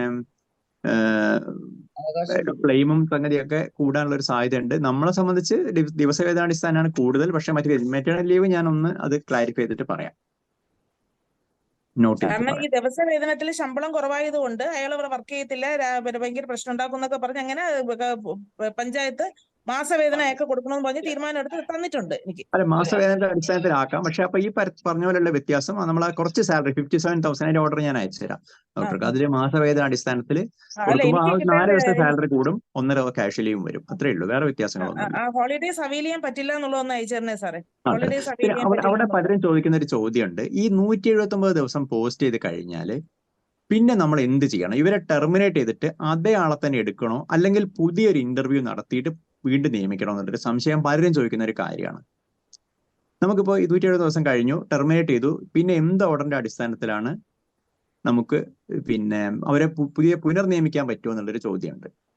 തീർച്ചയായും നമ്മൾ ഓരോ 170 ദിവസം കഴിയുമ്പോഴും അവരെ പുനർനിയമിക്കണം എന്ന് നിർബന്ധമൊന്നുമില്ല. പക്ഷെ വേണമെങ്കിൽ പുനർനിയമിക്കുകയും ചെയ്യാം. അവർ നല്ലതാണ് തോന്നുകയാണെങ്കിൽ പുനർനിയമിക്കാം. പക്ഷേ പുനർനിയമിക്കുന്നതിന് മുമ്പ് 2 കാര്യങ്ങൾ പ്രത്യേകം ശ്രദ്ധിക്കുക. ഒന്ന്, ആ പോസ്റ്റിലേക്കുള്ള ജീവനക്കാരന്റെ സേവനം ആവശ്യമാണ് എന്നുള്ള ഒരു കത്ത് കൺസേൺഡ് ഭാഗത്ത് നമ്മൾ വാങ്ങിക്കണം. ഉദാഹരണമായിട്ട് നിങ്ങളൊരു ഫാർമസിസ്റ്റിനെ ദിവസവേതന അടിസ്ഥാനത്തിൽ നിങ്ങൾ നിയമിച്ചു എന്ന് കരുതുക. അപ്പോൾ അവർ 170 ദിവസം കഴിഞ്ഞ് ടെർമിനേറ്റ് ചെയ്തു. ടെർമിനേറ്റ് ചെയ്ത് കഴിയുമ്പോൾ അവിടുത്തെ ചീഫ് ഫാർമസിസ്റ്റ് അല്ലെങ്കിൽ അവിടുത്തെ പ്രധാന ഫാർമസിസ്റ്റിന്റെ ഒരു ലെറ്റർ വാങ്ങിക്കുക. ഈ ഫാർമസിസ്റ്റിന്റെ സേവനം അല്ലെങ്കിൽ ഒരു ഫാർമസിസ്റ്റിന്റെ സേവനം തുടർന്നും ഈ സ്ഥാപനത്തിൽ ആവശ്യമായതിനാൽ ആളെ നിയമിക്കണം, ഈ ആളെ തന്നെ നിയമിക്കണം എന്ന് പറഞ്ഞിട്ട് അവിടെ ലെറ്റർ വാങ്ങിക്കാം. രണ്ടാമതായിട്ട്, ഈ വ്യക്തിയുടെ സേവനം തൃപ്തികരമാണ് എന്ന് പറഞ്ഞിട്ട് അവരൊരു ഇമീഡിയറ്റ് സൂപ്പർവൈസർ ലെറ്റർ വാങ്ങിക്കുക. മൂന്നാമതായിട്ട്, HMC നിയമിക്കുന്നതാണെങ്കിൽ HMCയുടെ അംഗീകാരം വേണം. ഈ 3 സാധനങ്ങൾ നിങ്ങളെ നിയമനത്തെ സാധൂകരിക്കും. എന്തുകൊണ്ടാണ് ഇതേ വ്യക്തിക്ക് വീണ്ടും നിയമനം കൊടുത്തതെന്നൊരു ചോദ്യം ആരെങ്കിലും ചോദിക്കുകയാണെങ്കിൽ, കാരണം നമ്മൾ അൺഡ്യൂവായിട്ടൊരു ഫേവർ ചെയ്യുകയാണ് എന്നുള്ളത് വരികയാണെങ്കിൽ നമുക്ക് പറയാനുള്ളതാണ് ഈ 3 കാര്യങ്ങൾ. ഒരു വ്യക്തിയുടെ സേവനം അവിടെ ആവശ്യമാണെന്നും ഈ വ്യക്തി നല്ല രീതിയിൽ പ്രവർത്തിക്കുന്നുണ്ടെന്നുള്ളതും, മൂന്നാമതായിട്ട് ഇതിന്റെ കൺസേൺഡ് പോസ്റ്റിംഗ് അതോറിറ്റിയുടെ നമ്മൾ അംഗീകാരവും. ഇത് HMC ആണെങ്കിൽ HMCയുടെ അംഗീകാരം. ഇത് 3 വാങ്ങി വെച്ചിട്ട് അതേ വ്യക്തിയോട് തന്നെ ബ്രേക്ക് എടുത്ത ശേഷം കണ്ടിന്യൂ ചെയ്യാൻ നമുക്ക് ആവശ്യപ്പെടാം. നമുക്ക് ഈ 170 ഡേയ്സിന്റെ ഒരു ഗുണം എന്താണെന്ന് വെച്ചാൽ, പലപ്പോഴും നമ്മൾ എല്ലാ വ്യക്തികളും ചിലപ്പോൾ നമ്മൾ റിക്വയർഡ് ലെവൽ ആയിരിക്കണമെന്നില്ല, എന്നാലും നമുക്ക് അവരുടെ പിന്നെ പ്രവർത്തനം നമുക്ക് ഇഷ്ടപ്പെടുന്നില്ല, അങ്ങനെ ഉണ്ടെങ്കിൽ നമുക്ക് അവരെ മാറ്റുകയും ചെയ്യാം. അത് നമ്മുടെ ഡിസ്ക്രിപ്ഷനാണ്, അവർ തുടരണോ അല്ലെങ്കിൽ അവർ പുതിയ ആളെ നിയമിക്കണോ എന്നുള്ളത് നമ്മുടെ ഡിസ്ക്രിപ്ഷനാണത്. ഇതിന്റെ കൂടെ സുനിൽ സാർ ഒരു കാര്യം ചോദിച്ചോട്ടെ? ഞങ്ങളുടെ ഹോസ്പിറ്റലില് തിയേറ്ററിലേക്ക് ഒരു തിയേറ്റർ ടെക്നീഷ്യൻ മറ്റേ എംപ്ലോയ്മെന്റിന്റെ ഒരു ലിസ്റ്റ് വാങ്ങി ഇന്റർവ്യൂ ഇട്ട് എടുത്തതാണ്. അവരുടെ സാലറി കൊടുക്കുന്നത് HMC ആണ്. അപ്പൊ അവര് ഇപ്പോ 179 ഡേയ്സ് കഴിയാണ് ഇപ്പോൾ. അപ്പൊ അവരിങ്ങനെ റിക്വസ്റ്റ് ചെയ്തു, എന്നെ ബ്രേക്ക് ചെയ്തിട്ട് കണ്ടിന്യൂ ചെയ്യാൻ പറ്റുമോ എന്ന് ചോദിച്ചു. അപ്പോൾ സൂപ്രണ്ട് പറഞ്ഞത്, ഈ എംപ്ലോയ്മെന്റ് ലിസ്റ്റിൽ നിന്ന് എടുത്തു കഴിഞ്ഞ് കഴിഞ്ഞാൽ നമുക്ക് വീണ്ടും അവരെടുക്കാൻ പറ്റില്ല, പുതിയ ലിസ്റ്റ് വെച്ച് ഇന്റർവ്യൂ ചെയ്തിട്ട് എടുക്കാൻ പറ്റുള്ളൂ എന്ന് പറഞ്ഞു. അതിന്റെ ഒരു എങ്ങനെയാണ്, അതായത് അത് നല്ല വർക്ക് ചെയ്യുകയാണെങ്കിൽ നമുക്ക് വീണ്ടും ഒരു റെക്കമെൻഡ് ചെയ്തിട്ട് എടുക്കാൻ പറ്റുമോ? HMC തീരുമാനം എടുത്തിട്ട് ചെയ്യാതെ, HMC തീരുമാനം എടുത്തിട്ട് അവരെ ബ്രേക്ക് എടുത്തിട്ട് കണ്ടിന്യൂ ചെയ്യാൻ കുഴപ്പമില്ല. ഈ നമ്മൾ എപ്പോഴും ഇതിൽ ചെറിയ പ്രോബ്ലം വന്നു വെച്ചിട്ടുണ്ടെങ്കിൽ, ഇതിപ്പോ ഇവർ അവസാനിക്കുന്നത് ഈ മാസം 30-ആം തീയതിയാണ്. അപ്പൊ HMC മീറ്റിംഗ് ഈ കോഡ് ഓഫ് കണ്ടക്ട് കഴിയാതെ വരത്തില്ലേ? അപ്പൊ അതുകൊണ്ട് സൂപ്രണ്ട് തീരുമാനം എടുത്തു, അങ്ങനെ പുതിയ ആളെ എടുക്കാൻ പറ്റില്ല, അതുകൊണ്ട് പുതിയ ലിസ്റ്റ് വെച്ചിട്ട് ഇന്റർവ്യൂ നടത്താൻ പോവുകയാണ് അവര്. അതെ, നമ്മൾ പലപ്പോഴും നമ്മുടെ HMCയുടെ ഒരു പ്രശ്നമാണ്. കാരണം HMC നമുക്കറിയാം എപ്പോഴും കൺവീൻ ചെയ്യാൻ ബുദ്ധിമുട്ടാണ്.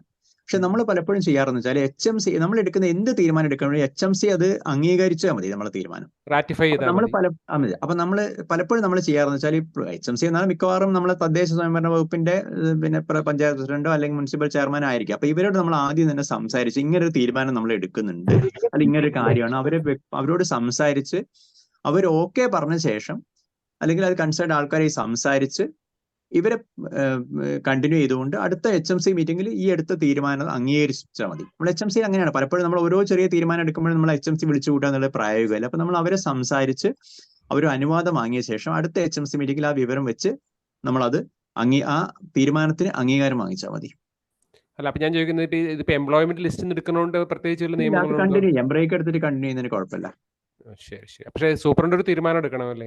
അത് ഡിസ്ക്രിപ്ഷനാണ്. കാരണം അത് വെച്ചാൽ ഒരു ചാർജ് മേടിക്കുക, അത് അവിടെ സ്ഥാപനത്തിന്റെ ചാർജുള്ള ആൾക്ക് അവർക്ക് ഒരു ഡിസ്ക്രിപ്ഷൻ ഉണ്ട്, അത് എങ്ങനെ വേണം എന്നുള്ളത് അവർക്ക് തീരുമാനിക്കാം എങ്ങനെയെന്നുള്ളത്. അവർക്ക് അത് കണ്ടിന്യൂ ഇപ്പൊ ഞാൻ പറഞ്ഞില്ല, അത് അവർ നമ്മുടെ ആ വ്യക്തി വേണ്ട പുതിയ രീതിയിൽ പോകാന്ന് പറഞ്ഞാൽ അതങ്ങനെ ചെയ്യാം. അതിൽ പിന്നെ ഈ എംപ്ലോയ്മെന്റ് എടുക്കുമ്പോൾ ഞാൻ പലപ്പോഴും നമ്മൾ ഈ ലോക്കൽ ഇന്റർവ്യൂ നടത്തി എംപ്ലോയ്മെന്റിന്റെ ഒരു വ്യത്യാസം എന്ന് വെച്ചാൽ, എംപ്ലോയ്മെന്റ് നമ്മൾ വിളിക്കുമ്പോൾ ചില ഗുണങ്ങളുണ്ട് ദോഷങ്ങളുണ്ട്. ഗുണങ്ങൾ എന്താണെന്ന് വെച്ചാൽ, നമ്മളെ പ്രാദേശികമായി നമ്മുടെ ഇന്റർവ്യൂ നടത്തി മാത്രം എടുക്കുമ്പോൾ ഭയങ്കര കക്ഷി രാഷ്ട്രീയ അതിപ്രസരം, അവരെ എടുക്കണം, ഈ പാർട്ടിക്കാരെ എടുക്കണം എന്ന് പറഞ്ഞാൽ ഭയങ്കരമായിട്ട് സമ്മർദ്ദങ്ങൾ വരും. പക്ഷെ താരതമ്യേന അത് നമുക്കിത് കുറവായിരിക്കും എംപ്ലോയ്മെന്റ് എന്ന് വിളിക്കും. പക്ഷെ എംപ്ലോയ്മെന്റിലെ പ്രശ്നം എന്താ വെച്ചാൽ എംപ്ലോയ്മെന്റിൽ പലപ്പോഴും അവർ എംപ്ലോയ്മെന്റ് രജിസ്റ്റർ ചെയ്ത ഏറ്റവും സീനിയർ ആയിട്ടുള്ള ആൾക്കാരായിരിക്കും വിളിക്കുക. അപ്പൊ പലപ്പോഴും സാർ ഈ ഫീൽഡിലൊക്കെ വർക്ക് ചെയ്യുന്ന വിട്ട് വേറെ ഫീൽഡിൽ വർക്ക് ചെയ്യുന്ന അല്ലെങ്കിൽ കുറെ വർഷമായിട്ട് ഇതുമായിട്ട് ബന്ധമില്ലാത്ത ആൾക്കാരൊക്കെ ആയിരിക്കും പലപ്പോഴും വരിക. പിന്നെ വളരെ ദൂരെയുള്ള ആൾക്കാരായിരിക്കും. നമ്മൾ പ്രാദേശിക ഇന്റർവ്യൂ നടത്തുമ്പോൾ ആശുപത്രിക്ക് തൊട്ടടുത്തുള്ളതോ അല്ലെങ്കിൽ ഏറ്റവും വർക്കിന് താല്പര്യമുള്ള ആൾക്കാരായിരിക്കും വരിക. ഇത് വളരെ ദൂരെയുള്ള ആൾക്കാരായിരിക്കും. അവർക്ക് ചിലപ്പോൾ വർക്കിന് താല്പര്യം ഉണ്ടാവില്ല, ചിലപ്പോൾ അതിൽ ഇത്ര സ്കിൽ ഉണ്ടാകണമെന്നില്ല. മൂന്നാമതായിട്ട് അവര് ഇടയ്ക്ക് വെച്ചിട്ടിട്ട് പോകാനുള്ള സാധ്യത ഉണ്ട്. ഇതൊക്കെ കൊണ്ട് പലപ്പോഴും നമ്മൾ ലോക്കൽ ഇന്റർവ്യൂ നടത്തുമ്പോൾ നല്ലതാണ്. പക്ഷെ അതിൽ നിങ്ങളൊരു പിന്നെ അതിൽ ഇന്റർവ്യൂ അംഗങ്ങളും പ്രത്യേകിച്ച് തദ്ദേശ സ്വയംഭരണ വകുപ്പ് അല്ലെ HMC അംഗങ്ങളുടെ ഒക്കെ ഒരു നല്ലൊരു സപ്പോർട്ട് ഉണ്ടെങ്കിൽ നമുക്ക് ലോക്കൽ ഇന്റർവ്യൂ നടത്തിയിട്ടാണ് എടുക്കാം. പക്ഷെ നമ്മളെ സേഫർ സൈഡ് എപ്പോഴും HMC വഴിയാണ്. പക്ഷെ HMC ഒരാളെ പോസ്റ്റ് ചെയ്ത ആളെ നമ്മൾ പിന്നെ ബ്രേക്ക് എടുത്തിട്ട് റീപോസ്റ്റ് ചെയ്യുന്നതിന് കുഴപ്പമില്ല, പ്രൊവൈഡഡ് HMC അംഗീകാരം വേണം. ഇപ്പൊ ഡോക്ടർ സച്ചിൻ ഒരു ജിയോ ഷെയർ ചെയ്തിട്ടുണ്ട്. ഇതിപ്പോ ഇതിൽ കാണാൻ പറ്റുമോ അതോ വാട്സാപ്പിൽ കിട്ടാനല്ലേ കാണാൻ പറ്റുള്ളൂ? drivegoogle.com എന്ന് പറഞ്ഞിട്ട് ഡോക്ടർ സച്ചിൻ ഇവിടെ ഉണ്ട്. ഡോക്ടർ സച്ചിൻ സംസാരിക്കും. ഡോക്ടർ എന്നെക്കാളും സർവീസിൽ ഞാൻ ഷാരോണിനോട് പറയുന്നത് ഈ വിഷയത്തിൽ എന്നെക്കാളും സംസാരിക്കാൻ വളരെ എക്സ്പെർട്ട് ആയിട്ടുള്ള ഡോക്ടറാണ് ഡോക്ടർ സച്ചിൻ.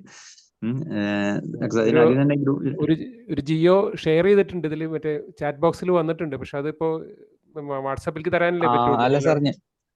സാർ ഞാൻ നോക്കിയപ്പോ കണ്ടത് പെയ്ഡ് വീക്ക് ഓഫ് കിട്ടും എന്നുള്ള രീതിയിലാണ്. എനിക്കത് ക്ലാരിറ്റി ഇല്ല. ഞാൻ അതുകൊണ്ട് ജിയോ ഇട്ടുന്നേ ഉള്ളൂ. എനിക്കത് ഉറപ്പില്ല. അതായത് അത് പക്ഷേ സാർ പറഞ്ഞ പോലെ ഡെയിലി ബേജസുകാർക്കാണോ അതോ കോൺട്രാക്ട് ബേജസുകാർക്കാണോ എന്ന് അറിയില്ല. നമുക്കതൊന്ന് നോക്കേണ്ടി വരും സാർ. അതായത് കാരണം ലേബർ റൂൾസ് പറയുന്നത് ഒരാൾ 6 days വർക്ക് ചെയ്ത് കഴിഞ്ഞാൽ അയാൾ eligible for a week off എന്നുള്ളതാണ്, 6 days വർക്ക് ചെയ്ത് കഴിഞ്ഞാൽ. പക്ഷെ അത് ഡെയിലി വേജസുകാർക്കാണോ കോൺട്രാക്ട് വേജസുകാർക്കാണോ എന്നുള്ള കാര്യത്തിൽ ഒരു ക്ലാരിറ്റി ഇല്ല എന്നുള്ളതേ ഉള്ളൂ സാർ. നമുക്ക് നോക്കിയിട്ട് പറയാം സാർ. ഞാനത് ഗ്രൂപ്പിലും ഷെയർ ചെയ്യാം. അത് മറ്റേ വാട്സാപ്പ് ഗ്രൂപ്പിൽ ഷെയർ ചെയ്താൽ കൊള്ളാമായിരുന്നു. തീർച്ചയായും സാർ, തീർച്ചയായും. ശരി സുനിൽ സാർ. എനിക്കൊരു സംശയം കൂടെ ഉണ്ട്. അതായത് ഞാൻ ഈ FHC എടവ എന്നുള്ള സ്ഥാപനത്തിൽ ജോയിൻ ചെയ്യുന്ന സമയത്ത് ഞാൻ കണ്ട വേറൊരു കാര്യം, LSGDയുടെ ഭാഗത്തു നിന്ന് ഒരു പാരാമെഡിക്കൽ സ്റ്റാഫിനെ അപ്പോയിന്റ് ചെയ്യാൻ പറ്റുള്ളൂ സാറേ. അവിടെ ഇപ്പൊ ഫാർമസിസ്റ്റ് PSC ഫാർമസിസ്റ്റും ഉണ്ട്, 2 LSGD ഫാർമസിസ്റ്റ് ഉണ്ട്. 2 പേരും 15 ദിവസം വീതം ജോലി ചെയ്യുന്നുണ്ട്. എനിക്ക് എന്ത് ചെയ്യണം? അതെങ്ങനെ പ്രൊജക്ട് വഴിയാണോ ഓൺ ഫണ്ട് വഴിയാണോ എങ്ങനെ ഇവർക്ക് ശമ്പളം കൊടുക്കുന്നത്? HMC എങ്ങനെയാണ്? HMC അല്ല, ഇവരുടെ ഈ പ്രൊജക്ടിന്റെ പിന്നെ ഈ ആർദ്രം പ്രോജക്ട് വഴിയാണ് ശമ്പളം കൊടുക്കുന്നത്. ആ ശമ്പളം തന്നെ ഒരു LSGD ഫാർമസിസ്റ്റിന് കൊടുക്കാൻ പറ്റുന്ന പരമാവധി സാലറിക്ക് മുകളിലായിരുന്നു കൊടുത്തുകൊണ്ടിരുന്നത്. 13,500 വെച്ച് 2 പേർക്കും കൊടുക്കുന്നുണ്ടായിരുന്നു. അപ്പൊ ഏകദേശം 27,000 രൂപയോളം കൊടുക്കുന്നുണ്ടായിരുന്നു. പിന്നെ ഞാനത് പറഞ്ഞ് പിന്നെ പരമാവധി കൊടുക്കാൻ പറ്റുന്ന മന്ത്ലി സാലറിയുടെ പകുതി വീതം. അപ്പൊ ശമ്പളം കുറഞ്ഞു. അവിടെ ഇഷ്യൂസ് ഒക്കെ ചിലതുണ്ടായി, എന്നാൽ അങ്ങനെ പറഞ്ഞ് മനസ്സിലാക്കിച്ച് അങ്ങനെ ഇപ്പൊ കൊടുത്തോണ്ടിരിക്കുക. 2 ഫാർമസിസ്റ്റ് 15 ദിവസം വീതം. അതിലെന്തെങ്കിലും ബുദ്ധിമുട്ടുണ്ടോ സാറേ? ഇല്ല, അത് പ്രശ്നമില്ല.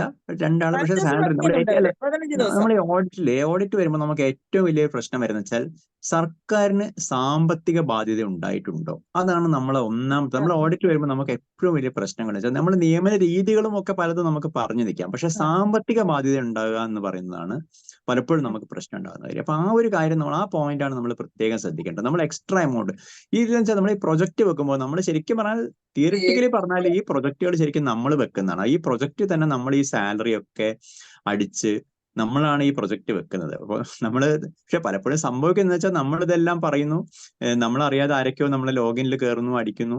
അപ്പോൾ ബേസിക്കലി എമൗണ്ടെങ്കിലും കാര്യങ്ങളെങ്കിലും നമ്മളെ സ്റ്റാഫിനെ കൊണ്ട് തന്നെ സുലേഖ എന്നുള്ള സോഫ്റ്റ്വെയർ ഉപയോഗിച്ച് പ്രധാനപ്പെട്ട സാധനങ്ങൾ ചെയ്യിക്കണം എന്നാണ് എൻ്റെ അഭിപ്രായം. കാരണം നമ്മൾ വെക്കുമ്പോൾ കൃത്യമായിട്ട് നമ്മൾ എത്ര രൂപ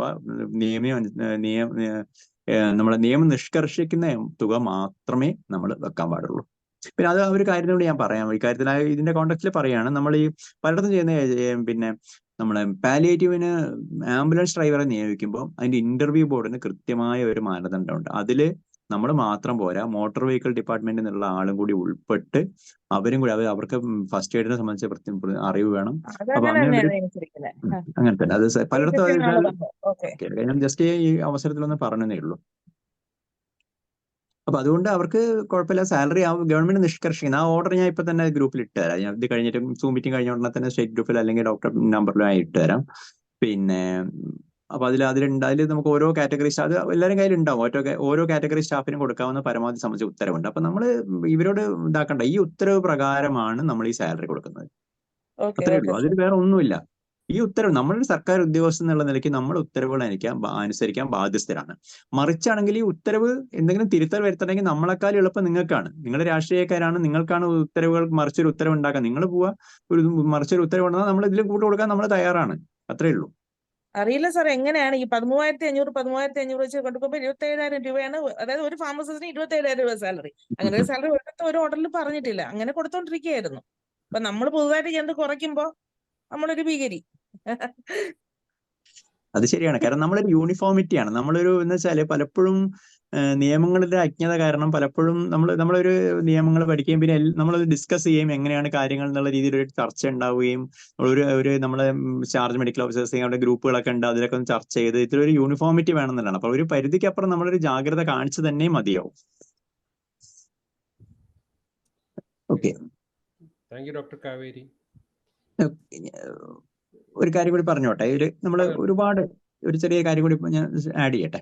ഇതിൽ നമ്മൾ ഈ ക്വസ്റ്റ്യൻസ് അഡ്രസ് ചെയ്യാം. അതിന് മുമ്പ് വേറെ ഒരുപാട് നമ്മളെ സുഹൃത്തുക്കളായ ഡോക്ടർമാർ ഒരുപാട് പേര് വിളിച്ച് പറയുന്ന ഒരു കാര്യമുണ്ട്. അതിൽ ഏറ്റവും നമ്മൾ ഈ ഒരു ചാർജ് മെഡിക്കൽ ഓഫീസർ എന്ന നിലയ്ക്ക് ഏറ്റവും ശ്രദ്ധിക്കേണ്ട ഒരു കാര്യമാണ് ഇൻകം ടാക്സിന്റെ ഒരു കാര്യം. നമ്മൾ എല്ലാ മാസവും സാലറി വാങ്ങുന്ന സമയത്ത് നമ്മളെ ജീവനക്കാരുടെ എല്ലാം സാലറിയിൽ നിന്ന് ഇൻകം ടാക്സ് കട്ട് ചെയ്യുന്നു. ആന്റിസിപ്പേറ്ററി നമ്മൾ കൃത്യമായിട്ട് വാങ്ങുന്നു, ഇൻകം ടാക്സ് കട്ട് ചെയ്യുന്നു, ഇൻകം ടാക്സ് ട്രഷറിയിൽ അടയ്ക്കുന്നു, നമ്മൾ വളരെ സന്തോഷമായിരിക്കുന്നു. പക്ഷെ ഓരോ ക്വാർട്ടറിലും, ഒരു ക്വാർട്ടർ എന്ന് പറഞ്ഞാൽ 3 മാസം കൂടുമ്പോൾ ഈ അടച്ച ഇൻകം ടാക്സിന്റെ റിട്ടേൺ ഫയൽ ചെയ്യണം.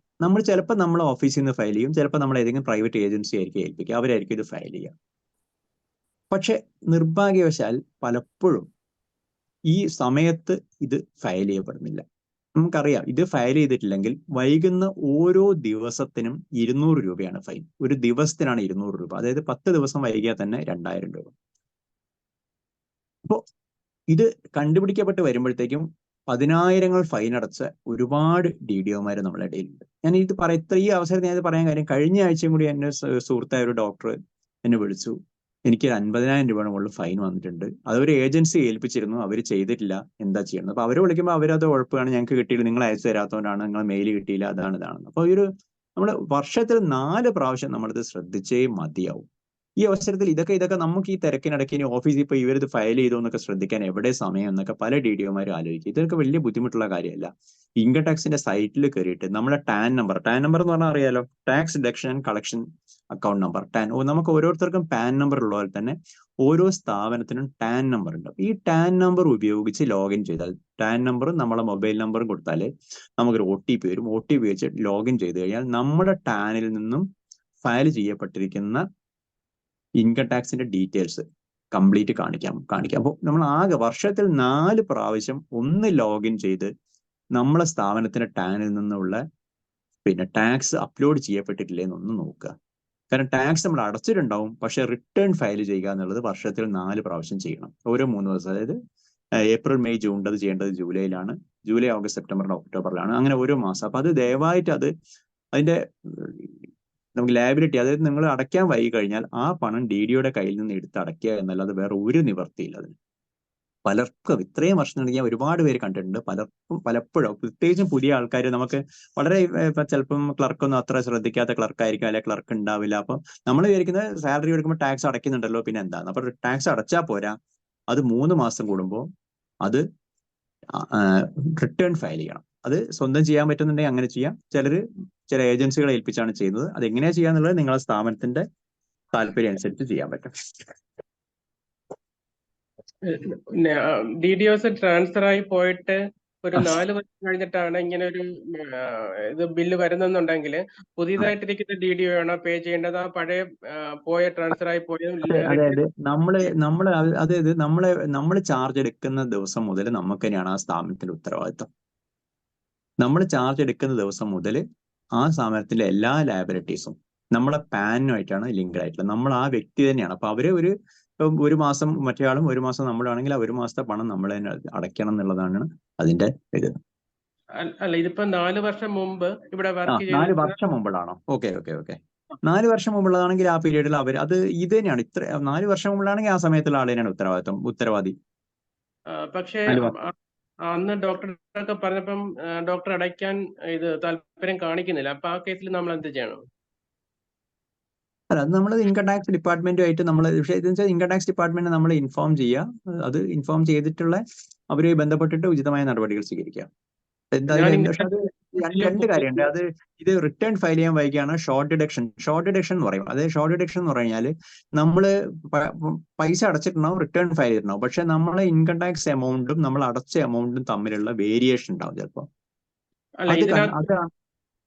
ലേറ്റ് ഫയലിംഗ് ലെവി എന്ന് പറഞ്ഞിട്ടാ വന്നിരിക്കുന്നത്. ഫയലിംഗ് ലെവി അല്ലേ? ഞാൻ ഇങ്ങനെ പോയി ചോദിച്ചപ്പോൾ അവര് പറഞ്ഞ് അപ്പം ഡോക്ടേഴ്സ് പോയാലും അവരുടെ പെൻഷനിൽ നിന്ന് വരെ വേണമെങ്കിൽ പിടിക്കാൻ പറ്റും, അവരുടെ ആദ്യമേ പറഞ്ഞു നോക്ക്, അല്ലെങ്കിൽ ആ രീതിയിൽ പോകേണ്ടി വരുമെന്നാ പറഞ്ഞത്. അല്ല, അത് കടലാസാക്കുക. അവരെ രേഖാമൂലം അറിയിക്കുക. ഇൻകം ടാക്സ് ഡിപ്പാർട്ട്മെന്റിനും പിന്നെ അവരുടെ പാൻ നമ്പർ സഹിതം അടക്കി ഇന്ന പാൻ നമ്പറിലാണ് ഉത്തരവാദി, അത് ഇതുവരെ അടച്ചിട്ടില്ല, അവരെ അടച്ചില്ല, അതിൽ അവരെ ഇൻഫോം ചെയ്തിട്ടുണ്ട്, ഉചിതമായ നടപടി സ്വീകരിക്കുന്നു, എല്ലാം പേപ്പർ ആക്കുക. ഒരു പേപ്പർ അയച്ചിട്ടുണ്ട്, പക്ഷെ ആരും അതിനകത്ത് റെസ്പോണ്ട് ചെയ്തിട്ടില്ല ഇതുവരെ. ഇൻകം ടാക്സ് ഡിപ്പാർട്ട്മെന്റിനെ അറിയിക്കുക നിങ്ങൾ. അപ്പൊ ഇത് ഒരാള് 1.25 ലക്ഷം രൂപ അടയ്ക്കാണ്ട്, ഒരാള് 50,000 രൂപ, ചിലര് 2,500 രൂപ, അങ്ങനെയൊക്കെയാണ് അടയ്ക്കാനുള്ളത്. ഒരാള് പെൻഷൻ ആയിട്ടുണ്ട് നേരം. അല്ല, അത് ഇൻകം ടാക്സ് ലയബിലിറ്റി അടച്ചു തന്നെ മതിയോ? അത് ഞാൻ പറഞ്ഞില്ല, ഇൻകം ടാക്സ് എപ്പോഴും പ്രശ്നം വരുന്നതാണ്. അത് നമ്മളത് ഇത് ശ്രദ്ധിച്ചിട്ടില്ലെങ്കിൽ അത് പെട്ടെന്ന് കൊടുക്കുന്ന സാധനമാണ്. നമ്മൾ തന്നെ ലോഗിൻ ചെയ്ത് നമുക്ക് പരിശോധിക്കാവുന്നേ ഉള്ളൂ.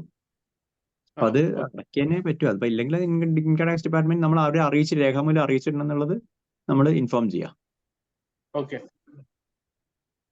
സർ, ഒരു സംശയം, നമ്മൾ ഇത് ഫയൽ ചെയ്യേണ്ട കൃത്യമായ മാസങ്ങളൊന്നും സർ ഒന്ന് പറഞ്ഞുതരാമോ? അതെ, അതായത് നമ്മള് ഏപ്രിൽ മെയ് ജൂൺ ആണ് നമ്മൾ 3 മാസം കൊണ്ടാണ് നമ്മൾ ചെയ്യേണ്ടത്. April May June. അത് ഏപ്രിൽ മെയ് ജൂണിന്റെ നമ്മൾ ഇൻകം ടാക്സ് പിടിക്കുന്നത് നമ്മൾ ജൂലൈയിലാണ് ഫയൽ ചെയ്യേണ്ടത്. പിന്നെ ജൂലൈ ഓഗസ്റ്റ് സെപ്റ്റംബർ നമ്മൾ ഒക്ടോബറിലാണ് ചെയ്യേണ്ടത്. പിന്നെ ഒക്ടോബർ നവംബർ ഡിസംബർ ജാനുവരിയിൽ ചെയ്യണം. ജാനുവരി ഫെബ്രുവരി മാർച്ച് നമ്മൾ ഏപ്രിലിൽ ചെയ്യണം. അങ്ങനെ ഒരു മാസം കഴിഞ്ഞ് പിന്നെ നെക്സ്റ്റ് മന്ത് അത് ചെയ്യണത്. 3 മാസത്തെ ഒന്നിച്ച് ചെയ്താൽ മതി. 3 മാസം നമ്മൾ ടാക്സ് പിടിക്കും, പക്ഷെ അത് ഏത് പാൻ നമ്പറിലേക്ക് നമ്മളെല്ലാം അടയ്ക്കും നമ്മുടെ ടാനിലാണ് ഈ ടാക്സ് കിടക്കുന്നത്. നമ്മളൊരു 10 ജീവനക്കാരെ ടാക്സ് പിടിക്കുന്നുണ്ടെങ്കിൽ ഈ പണം എല്ലാം നമ്മളെ ടാനിലാണ് ശരിക്കും പറഞ്ഞാൽ നമ്മൾ അടയ്ക്കുന്നത്. ടാൻ എന്ന് പറഞ്ഞാൽ സ്ഥാപനത്തിന്റെ ടാക്സ് ഡിഡക്ഷൻ കളക്ഷൻ അക്കൗണ്ട് നമ്പറാണ്.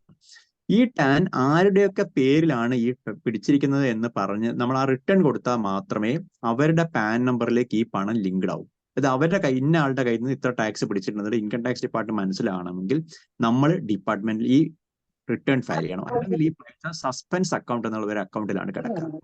അത് ആരുടെയും പേരിലല്ലാതെയാണ് കിടക്കുക. അപ്പൊ അവരുടെ പേരിൽ അത് അപ്പൊ അവർക്കും വേണമെങ്കിൽ ഈ റീഫണ്ട് കിട്ടുക, അല്ലെങ്കിൽ അവരുടെ ഹലോ.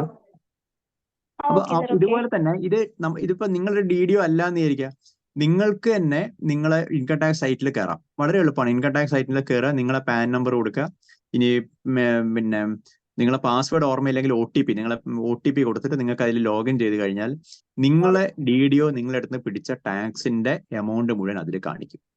അതിൽ കാണിക്കണമെങ്കിൽ ഈ റിട്ടേൺ ഫയൽ ചെയ്യണം. അപ്പൊ 3 മാസത്തിൽ ഒരിക്കൽ മാത്രമേ നിങ്ങൾ അക്കൗണ്ട് അപ്ഡേറ്റ് ചെയ്യപ്പെടുന്നുള്ളൂ. നിങ്ങൾക്ക് പിന്നെ ഏപ്രിലും മെയ്യിലും ജൂണിലും നിങ്ങൾ ഇൻകം ടാക്സ് പിടിച്ചിട്ടുണ്ടാവും, പക്ഷെ നിങ്ങളെ 26 AS എന്ന് പറഞ്ഞ ഒരു ഫോം ഉണ്ട്. ആ ഫോം പരിശോധിച്ച് കഴിഞ്ഞാൽ നിങ്ങളെ ഈ ടാൻ നമ്പർ, നിങ്ങൾ DDO പിടിച്ച എമൗണ്ട് ആ 3 മാസം കഴിയുമ്പോൾ മാത്രമേ അതിൽ കാണിക്കുന്നുള്ളൂ. അതിൽ കാണിക്കുന്നില്ല എന്ന് പറഞ്ഞാൽ അതിന്റെ അർത്ഥം അവിടുന്ന് റിട്ടേൺ ഫയൽ ചെയ്തിട്ടില്ല എന്നുള്ളതാണ്. പക്ഷെ നിങ്ങൾ ഭയപ്പെടേണ്ട കാര്യമില്ല, കാരണം നമ്മളെ DDO നമ്മളെ ടാക്സ് റിട്ടേൺ ഫയൽ ചെയ്തില്ലെങ്കിൽ ഇൻഡിവിജ്വലിന് കുഴപ്പമില്ല, DDOയ്ക്ക് മാത്രമാണ് അതിന്റെ ഉത്തരവാദിത്വം. അപ്പൊ ഞാൻ പറഞ്ഞത് നിങ്ങൾ അടയ്ക്കുന്ന ഓഫീസിൽ അടച്ചോളൂ, അല്ലെങ്കിൽ ആരെ കൊണ്ട് അടപ്പിച്ചോളും, പക്ഷെ ഒന്ന് ലോഗിൻ ചെയ്തിട്ട് അത് ഫയൽ ചെയ്തിട്ടില്ല എന്നുള്ളൊന്ന് ഉറപ്പുവരുത്തുക. അല്ലെങ്കിൽ വൈകുന്ന ഓരോ ദിവസത്തിന് 200 രൂപയാണ്. ഒറ്റ മാസം വൈകി കഴിഞ്ഞാൽ 30 × 200. അറിയാലോ എത്ര വരുന്നുള്ളത്. ഒരു സംശയം, ഓഫീസിൽ ഞാൻ ചാർജാണ്. അപ്പൊ ഓഫീസിൽ ഞാനിത് സൂചിപ്പിച്ചപ്പോ മെയ് 10 വരെ സമയമുണ്ട്, അപ്പൊ അതിനുള്ളിൽ മതിയെന്നും പറഞ്ഞ് ഇരിക്കുന്നുണ്ടായിരുന്നു. അപ്പൊ അങ്ങനെ ചെയ്യാമോ? ഏപ്രിൽ അത് ലാസ്റ്റ് മന്തിന്റെ കുറച്ചുകൂടി, അതായത് ഈ ഒരു ലാസ്റ്റ് ക്വാർട്ടർ ആകുമ്പോൾ അവർ കുറച്ചുകൂടി ടൈം എക്സ്റ്റെൻഡ് ചെയ്യുന്നുണ്ട്. എനിക്ക് തോന്നുന്നു 45 days ആണെന്നാണ് എൻ്റെ ഓർമ്മ. അതായത് ആദ്യത്തെ 3 മാസത്തിനും 30 days, ലാസ്റ്റ് ക്വാർട്ടറിന് അവർ കുറച്ചുകൂടി സമയം കൂടുതൽ തരുന്നുണ്ട്. ഞാൻ ഒന്ന് ക്ലാരിഫൈ ചെയ്ത് പറഞ്ഞുതരാം. ലാസ്റ്റ് ക്വാർട്ടറിന് ജൂലൈ ഇത് നമുക്ക് നേരത്തെ തന്നെ ഫയൽ ചെയ്യാൻ വേണ്ടി കൊടുക്കാം. അത് നേരത്തെ തന്നെ കൊടുക്കാം. എന്തിനാ വൈകുന്നത്? കാരണം നമുക്ക് ലാസ്റ്റ് സാലറി വാങ്ങിക്കഴിഞ്ഞോടെ പിറ്റേന്ന് തന്നെ ഇത് കൊടുക്കാമല്ലോ. ഇത് ശരിക്കും പറഞ്ഞാൽ ലാസ്റ്റിൽ വരെ വെയിറ്റ് ചെയ്യേണ്ട ആവശ്യമില്ല. ഇത് വളരെ സിമ്പിൾ ആണ്. ഒരു എക്സൽ ഷീറ്റ് ഉണ്ട്, ഇതിൽ സാധനം എല്ലാ ഡീറ്റെയിൽസ് നിങ്ങൾ എവിടെ സ്ഥാപനത്തിൽ നിന്നാണ് ചെയ്യുന്നത്, പുറത്താരെക്കൊണ്ട് ചെയ്യിക്കുകയാണോ ചെയ്യുന്നത്? പുറത്ത് അവർക്കൊരു എക്സൽ ഷീറ്റിൽ ഒന്നുമില്ല, അതിൽ വളരെ സിമ്പിൾ ആണ്. എല്ലാ ജീവനക്കാരുടെയും പാൻ നമ്പർ, അവർ വാങ്ങിയ സാലറി, അവരെടുത്ത് പിടിച്ച ടാക്സ്, ഇത്രയും സാധനം കൊടുക്കാനുള്ളൂ. വളരെ സിമ്പിൾ അല്ലേ? ഒന്നുമില്ല, വളരെ ഡീറ്റെയിൽസ് ഒന്നുമില്ല. ജസ്റ്റ് നിങ്ങൾക്ക് പരിശോധിച്ചറിയാം. ജീവനക്കാരുടെ പേര്, ഇപ്പൊ 10 ആളുണ്ടെങ്കിൽ 10 പേര്. എല്ലാവരുടെ സ്ഥാപനത്തിൽ അറിയാലോ, ഒരുപാട് എല്ലാവരും ടാക്സ് അടയ്ക്കുന്ന ആൾക്കാരായിരിക്കില്ല. ടാക്സ് അടയ്ക്കുന്ന പേര്, പാൻ നമ്പർ, അവർ വാങ്ങിയ ടാക്സ്, പിന്നെ നമ്മൾ അവർ വാങ്ങിയ സാലറി, നമ്മൾ അവരെടുത്ത് പിടിച്ച ടാക്സ്. ഈ ഒറ്റ സ്റ്റേറ്റ്മെന്റ് കൊടുത്താൽ മതി. മീൻസ് ഒരു 10 മിനിറ്റ് ഇരുന്നാൽ അവർ സാലറി രജിസ്റ്റർ നോക്കിയാൽ കൊടുക്കാവുന്ന ഒരു കാര്യം മാത്രമേ ഉള്ളൂ. ഇത് കൊടുത്താൽ അവരത് ചെയ്തോളും. പക്ഷെ അത് ലാസ്റ്റ് മിനിറ്റ് വരെ വെയിറ്റ് ചെയ്യണ്ട. കാരണം ഇതിൽ ചിലപ്പോൾ ഇത് ഫയൽ ചെയ്യുന്ന സമയത്ത് ചിലപ്പോൾ മിസ്മാച്ച് കാണിക്കും. കാരണം നമ്മൾ കൊടുക്കുന്ന ഡാറ്റയിൽ എന്തെങ്കിലും നമ്മൾ അടച്ച ടാക്സും ചിലപ്പോൾ നമ്മൾ എന്തെങ്കിലും ഒരു ക്ലറിക്കൽ എറർ കൊണ്ട് നമ്മൾ അവരുടെ അടുത്ത് പിടിച്ചായിട്ട് കൊടുക്കുന്ന ടാക്സും ഈ സൈറ്റിലും തമ്മിൽ, നമ്മൾ ഓൾറെഡി ഉള്ള സൈറ്റും തമ്മിൽ മിസ്മാച്ച് വരും. മിസ്മാച്ച് വന്നാൽ നമ്മളത് മാറ്റി ഒന്നും കൂടി റീചെക്ക് ചെയ്ത് കറക്റ്റ് ചെയ്ത് കൊടുക്കേണ്ടി വരും. അപ്പോൾ ഈ ലാസ്റ്റ് മിനിറ്റ് വെച്ച് കഴിഞ്ഞാൽ ചിലപ്പോൾ ഇത് മിസ്മാച്ച് ഒക്കെ വന്ന് പിന്നെ നമുക്ക് റീഫയലിംഗ് ഒക്കെ ചെയ്യുമ്പോൾ നമുക്ക് ദിവസം കഴിഞ്ഞ് വരും. അപ്പോൾ അത് കുറച്ച് നേരത്തെ ചെയ്യാം. നമുക്ക് ഇൻകം ടാക്സ് ഡിപ്പാർട്ട്മെന്റ് ആവശ്യം പോലെ സമയം തരുന്നുണ്ടല്ലോ, 1 മാസം സമയം തരുന്നുണ്ടല്ലോ. അത് ഒന്ന് നമ്മൾ തന്നെ ചെയ്യിക്കുക എന്നുള്ളതാണ് വളരെ പ്രധാനം. നമ്മളെന്ന് വെച്ചാൽ ഞാൻ പറയുന്നത് നമ്മൾ ക്ലർക്ക് ഇങ്ങനത്തെ കാര്യങ്ങളൊക്കെ നമുക്ക് അറിയാമെന്നോ അല്ലെങ്കിൽ നമ്മളിതൊന്നും ശ്രദ്ധിക്കുന്നുണ്ട് എന്ന് കാണുമ്പോൾ നമ്മുടെ ജീവനക്കാർ കുറച്ചും കൂടി കാര്യമായിട്ട് ഇത് ചെയ്യും. ഈ ഒരു അവസരത്തിൽ DDOMate എനിക്ക് പറയാനുള്ള ഒരു കാര്യം എന്ന് വെച്ചാൽ, നമ്മളതിൽ ഡിജിറ്റൽ സിഗ്നേച്ചർ ടോക്കൺ ഉണ്ട്. നമ്മളുടെ എത്ര പേര് ഈ DSC കയ്യിൽ വെക്കുന്നുണ്ട്? ഒരു ചോദ്യമാണ്. ഞാൻ കണ്ടിട്ടുള്ളത് മിക്കവാറും എല്ലാവരും നമ്മുടെ ഡിജിറ്റൽ സിഗ്നേച്ചർ നമ്മളെ ഓഫീസിൽ ഏൽപ്പിക്കും, അല്ലെങ്കിൽ ക്ലർക്കിനെ ഏൽപ്പിക്കും. അത് ശരിക്കും പറഞ്ഞാൽ അത് എന്ന് പറഞ്ഞാൽ നമ്മളൊരു ബ്ലാങ്ക് ആയിട്ടുള്ള ഒരു കടലാസിൽ നിങ്ങൾ കുറെ ഒപ്പിട്ട് കൊടുത്തിട്ട് നിങ്ങൾ ഇതിന്റെ മുകളിൽ എന്ത് വേണമെങ്കിൽ എഴുതിക്കോ എന്ന് പറഞ്ഞ് കുറെ ബ്ലാങ്ക് ആയിട്ടുള്ള ഒരു ലെറ്റർ, ഒരു ബ്ലാങ്ക് പേപ്പറിൽ ഒപ്പിട്ട് കൊടുക്കുന്ന തുല്യമാണ് ഡിജിറ്റൽ സിഗ്നേച്ചർ നിങ്ങൾ ഒരാളെ ഏൽപ്പിക്കുക എന്ന് പറയുന്നത്. ഡിജിറ്റൽ സിഗ്നേച്ചർ നിങ്ങളെ പ്രോപ്പർട്ടിയാണ്. ഇപ്പൊ സാധാരണ നിലയ്ക്ക് സ്പാർക്കിലും ബിംസിലുമാണ് ഈ 2 ആവശ്യമുള്ളത്. അപ്പൊ സ്പാർക്കിൽ നിങ്ങൾക്കറിയാം, സ്പാർക്കിൽ എന്ത് കാര്യം ചെയ്യണമെങ്കിലും അത് ക്ലർക്കിന്റെ ലോഗിനിൽ പറ്റും. ക്ലർക്കിന് ഒരു ലോഗിൻ ഉണ്ട്. ക്ലർക്കിന് അതിൽ ലോഗിൻ ചെയ്തിട്ട് അതിൽ ആവശ്യമുള്ള കാര്യങ്ങൾ, ഈവൻ സാലറി പ്രോസസ്സിങ്ങോ എല്ലാം ചെയ്യാം. അത് അപ്രൂവ് ചെയ്യാൻ മാത്രമാണ് നിങ്ങൾ ആവശ്യം. നിങ്ങൾ ചെയ്യേണ്ടത് നിങ്ങൾ അപ്രൂവിങ് അതോറിറ്റിയാണ്. അപ്പൊ അവര് മേക്ക് ചെയ്ത ബില്ലോ അല്ലെങ്കിൽ അവര് പിന്നെ ലീവിന്റെ ഓർഡറോ അല്ലെങ്കിൽ ഏൺഡ് ലീവ് സറണ്ടറോ എന്തെങ്കിലും ഒന്ന് അവർ ചെയ്താൽ അത് അപ്രൂവ് ചെയ്യേണ്ട അതോറിറ്റിയാണ് നിങ്ങൾക്ക്. അപ്പൊ ഇത് നിങ്ങളെ വീട്ടിലെ ലാപ്ടോപ്പിലോ കമ്പ്യൂട്ടറിലോ കുത്തിയിട്ട് 1 മിനിറ്റ് കൊണ്ട് നിങ്ങൾക്ക് ഡിജിറ്റലി സൈൻ ചെയ്യാൻ പറ്റുന്ന ഒരു കാര്യമാണ്. അപ്പൊ ഞാൻ പറഞ്ഞത്, ദയവായിട്ട് ഡിജിറ്റൽ സിഗ്നേച്ചർ നിങ്ങൾ ഓഫീസിൽ ഏൽപ്പിക്കേണ്ട. നിങ്ങൾ അധികാരം അവർക്ക് കൈമാറേണ്ട ആവശ്യമില്ല.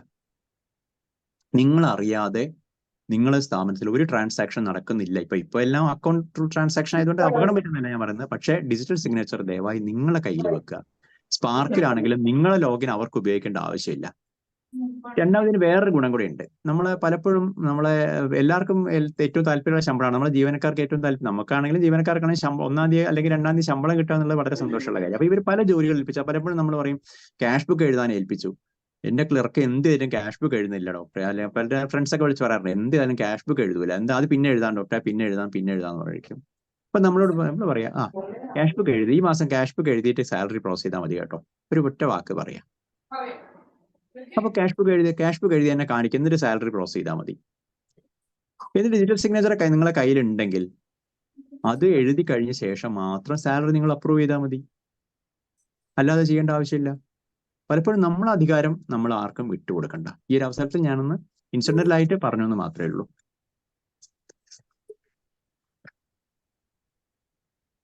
പിന്നെ വേറൊരു കാര്യം കൂടി, ഇപ്പൊ ചോദ്യങ്ങൾ എന്തെങ്കിലും ഉണ്ടോ? അല്ലെങ്കിൽ ഞാൻ കുറച്ച് സമയം വൈകിയില്ല എന്നുണ്ടെങ്കിൽ 1-2 കാര്യം കൂടി പറയാം.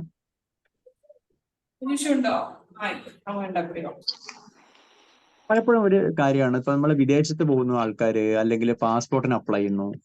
മുമ്പ് പാസ്പോർട്ടിനൊക്കെ അപ്ലൈ ചെയ്യുകയാണെങ്കിൽ ഡിപ്പാർട്ട്മെന്റിന്റെ NOC ആവശ്യമുണ്ട്. ഇപ്പോൾ അതിന്റെ ആവശ്യമില്ല. നിങ്ങൾക്ക് പാസ്പോർട്ട് എടുക്കാത്ത ആരെങ്കിലും നമ്മുടെ ഇടയിൽ ഉണ്ടെങ്കിൽ പെട്ടെന്ന് തന്നെ പാസ്പോർട്ട് എടുക്കുക. പാസ്പോർട്ട് ഒന്നുമില്ല. അപ്പൊ പാസ്പോർട്ട് നമുക്കറിയാം വളരെ ലഘുവാണ് അതിന്റെ പ്രൊസീജിയർ. ഓൺലൈൻ ആയിട്ട് തന്നെ അപ്ലൈ ചെയ്യാം പാസ്പോർട്ടിന് വേണ്ടി, ഓൺലൈൻ അപേക്ഷിക്കാം. പക്ഷേ ഈ അപേക്ഷിക്കുന്ന സമയത്ത് തന്നെ നമ്മൾ അതിൽ ഫോംസ് ഉണ്ട്, forms and circular forms and downloads ഉണ്ട്. ഇതിൽ പോയി കഴിഞ്ഞാൽ ഫോം എച്ച് എന്നുള്ളൊരു ഫോം ഉണ്ട്. ഈ ഫോം ഡൗൺലോഡ് ചെയ്ത് നമ്മളെ സുപ്പീരിയർ ഓഫീസറെ കൊണ്ട് സൈൻ ചെയ്യിച്ച്, അവിടെ ഒരു ചോദ്യം വരുന്നുണ്ട്, ആരാണ് സുപ്പീരിയർ ഓഫീസർ? നമ്മുടെ സുപ്പീരിയർ ഓഫീസർ നമുക്ക് എയ്ഡ് ലീവ് സറണ്ടർ ഒക്കെ സാങ്ഷൻ ചെയ്യാനുള്ള അതോറിറ്റി ആരാണോ അവരോടൊരു സർട്ടിഫിക്കറ്റ് സൈൻ ചെയ്ത് വാങ്ങിയിട്ട് അത് നമ്മളവിടെ ഇതിന് അപ്ലൈ ചെയ്യാൻ വേണ്ടി ഓഫീസിൽ പോകുന്ന സമയത്ത് അവിടെ കൊടുത്താൽ മാത്രം മതി. വിദേശത്ത് പോകാനും അങ്ങനെയാണ്. ഇപ്പോൾ പഴയ പോലെ NOCയുടെ ആവശ്യമില്ല. നമ്മൾ അപ്രൂവിങ് അതോറിറ്റി, നമ്മളൊരു നമ്മൾ ലീവിന് അപേക്ഷിക്കുന്ന സമയത്ത് ഒരുപാട് പേർക്കുള്ള സംശയമാണ്. നമുക്കിപ്പോൾ വിദേശത്ത് ഇപ്പോൾ ടൂറായിട്ട് ആൾക്കാർ പോകുന്നുണ്ട്, ഹജ്ജിന് പോകുന്നുണ്ട്, റിലീജിയസ് പിൽഗ്രിമേജ് ഒക്കെ ഉണ്ട്. അപ്പൊ നമ്മൾ വിദേശത്ത് പോകുന്ന സമയത്ത് NOC വേണോ എന്നുള്ളൊരു ചോദ്യമുണ്ട്. അതിനെ സംബന്ധിച്ച് ഇപ്പോഴും വലിയൊരു സംശയം പല ഘട്ടത്തിലുണ്ട്. പക്ഷെ ഏറ്റവും അവസാന ഉത്തരവ് പ്രകാരം നിങ്ങൾ വിദേശത്ത് പോവുകയാണെങ്കിൽ നിങ്ങൾ ലീവിന് അപേക്ഷിക്കുമ്പോൾ ലീവിന്റെ സ്ഥലത്ത് വിദേശത്ത് പോകാൻ വേണ്ടിയാണ് ഈ ലീവ് എന്നും അതിന്റെ പർപ്പസ് എന്താണ്, റിലീജിയസ് ഗ്രൗണ്ട് ആകാം, വേറെ എന്താണോ ആ ഗ്രൗണ്ട്, അല്ലെങ്കിൽ ടൂർ ആണെങ്കിൽ ടൂർ, എന്ത് പർപ്പസിനാണെന്ന് പറഞ്ഞിട്ട് കാണിച്ചുകൊണ്ട് അവധിക്ക് അപേക്ഷ നൽകുക. ആ അവധി അപേക്ഷ മേലധികാരി അംഗീകരിക്കുന്നതോടുകൂടി തന്നെ നിങ്ങൾക്ക് വിദേശത്ത് പോകാനുള്ള അനുമതിയായി കഴിയുന്നുണ്ട്. അതിന് പ്രത്യേകമായിട്ട് NOC ആവശ്യമില്ല എന്നുള്ളതാണ് അവസാനമായിട്ടുള്ള ഉത്തരവ്.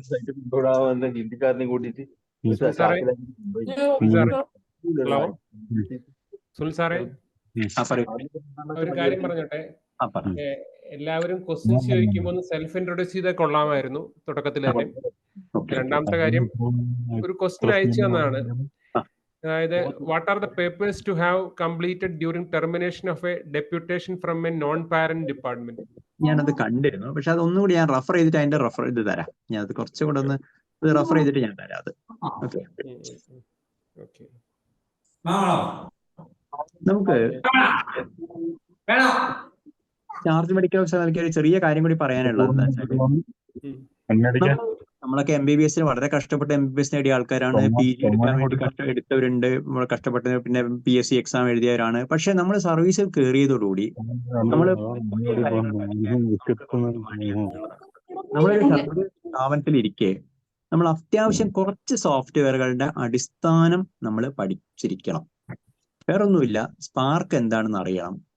സ്പാർക്ക് അറിയാൻ വലിയ ബുദ്ധിമുട്ടില്ല. അത്യാവശ്യം സ്പാർക്കിൽ ഒരു ബില്ല് സ്വയം പ്രോസസ് ചെയ്യുക, ഒരു എൻഡ് ലീവ് സറണ്ടർ സ്വയം പ്രോസസ് ചെയ്യുക, ഒരു അരിയർ ബില്ല് പ്രോസസ് ചെയ്യുക, സ്വയം അവരെ നമ്മുടെ ക്ലർക്കിന്റെ സഹായത്തോടെ ഒന്ന് പ്രോസസ് ചെയ്താൽ എന്താണ് ഒരു എൻഡ് ലീവ് സറണ്ടർ പ്രോസസ് ചെയ്യുക, ഇതൊക്കെ എന്താണ് ഇതിന്റെ ഉള്ളിലുള്ളത് എന്ന് നമുക്ക് അറിയാൻ പറ്റും. രണ്ടാമതായിട്ട് നമ്മളെ സാഖ്യ പ്രൊജക്റ്റുകളെല്ലാം സാഖ്യ കൂടിയാണ്. സുലേഖ പിന്നെ അത്ര അത്യാവശ്യമില്ല. സുലേഖ നമുക്ക് പ്രൊജക്ട് എൻ്റർ ചെയ്യാൻ മാത്രം മതി. പക്ഷെ അതിന്റെ ക്യാഷ് ട്രാൻസാക്ഷൻ മുഴുവൻ സുലേഖ കൂടിയാണ് പോകുന്നത്. ബീംസ് തുടങ്ങിയ സാധനങ്ങളുണ്ട്. ഇതെല്ലാം ഒന്ന് ബേസിക് ആയിട്ട് വളരെ വളരെ എളുപ്പമായിട്ട് നമുക്ക് ചെയ്യാനേ ഉള്ളൂ. ഒരു 10 മിനിറ്റോ 15 മിനിറ്റോ നമുക്ക് ഒരു ദിവസം ഉപയോഗിച്ച് കഴിഞ്ഞാൽ ഒരു സോഫ്റ്റ്വെയർ നമുക്ക് പഠിക്കാം. ഇതിന്റെ ഒരു അടിസ്ഥാന വിവരം നമുക്ക് ഇല്ലാത്തടത്തോളം കാലം നമ്മളെ ജീവനക്കാര്, നമ്മളെ മേലിൽ തന്നെ നമ്മളെ കീഴ് ജീവനക്കാര് ഇതെന്തോ വലിയ കാര്യമാണ്, നമ്മൾ ഇതിനെപ്പറ്റി അവർ പറയുന്നതെല്ലാം വിശ്വസിക്കാൻ നമ്മൾ നിർബന്ധിതരാകും. അപ്പം എനിക്ക് പറയാനുള്ളത്, ചാർജ് മെഡിക്കൽ ഓഫീസ് അല്ലാത്തവർ ഇതൊന്ന് പഠിക്കാൻ നല്ലതായിരിക്കും. കാരണം ചാർജ് ഇല്ലാത്തവരും ഭാവിയിൽ ചാർജ് വരാം. ഈ കാര്യങ്ങൾ എന്താണ് എന്നുള്ളതൊന്ന് അറിയാം. പിന്നെ ടെക്നോളജി നമുക്കറിയാം, നമ്മുടെ ഡിപ്പാർട്ട്മെന്റ് കുറച്ച് പഴയതായിട്ടാണ് ഓടിക്കൊണ്ടിരിക്കുന്നത്. പക്ഷേ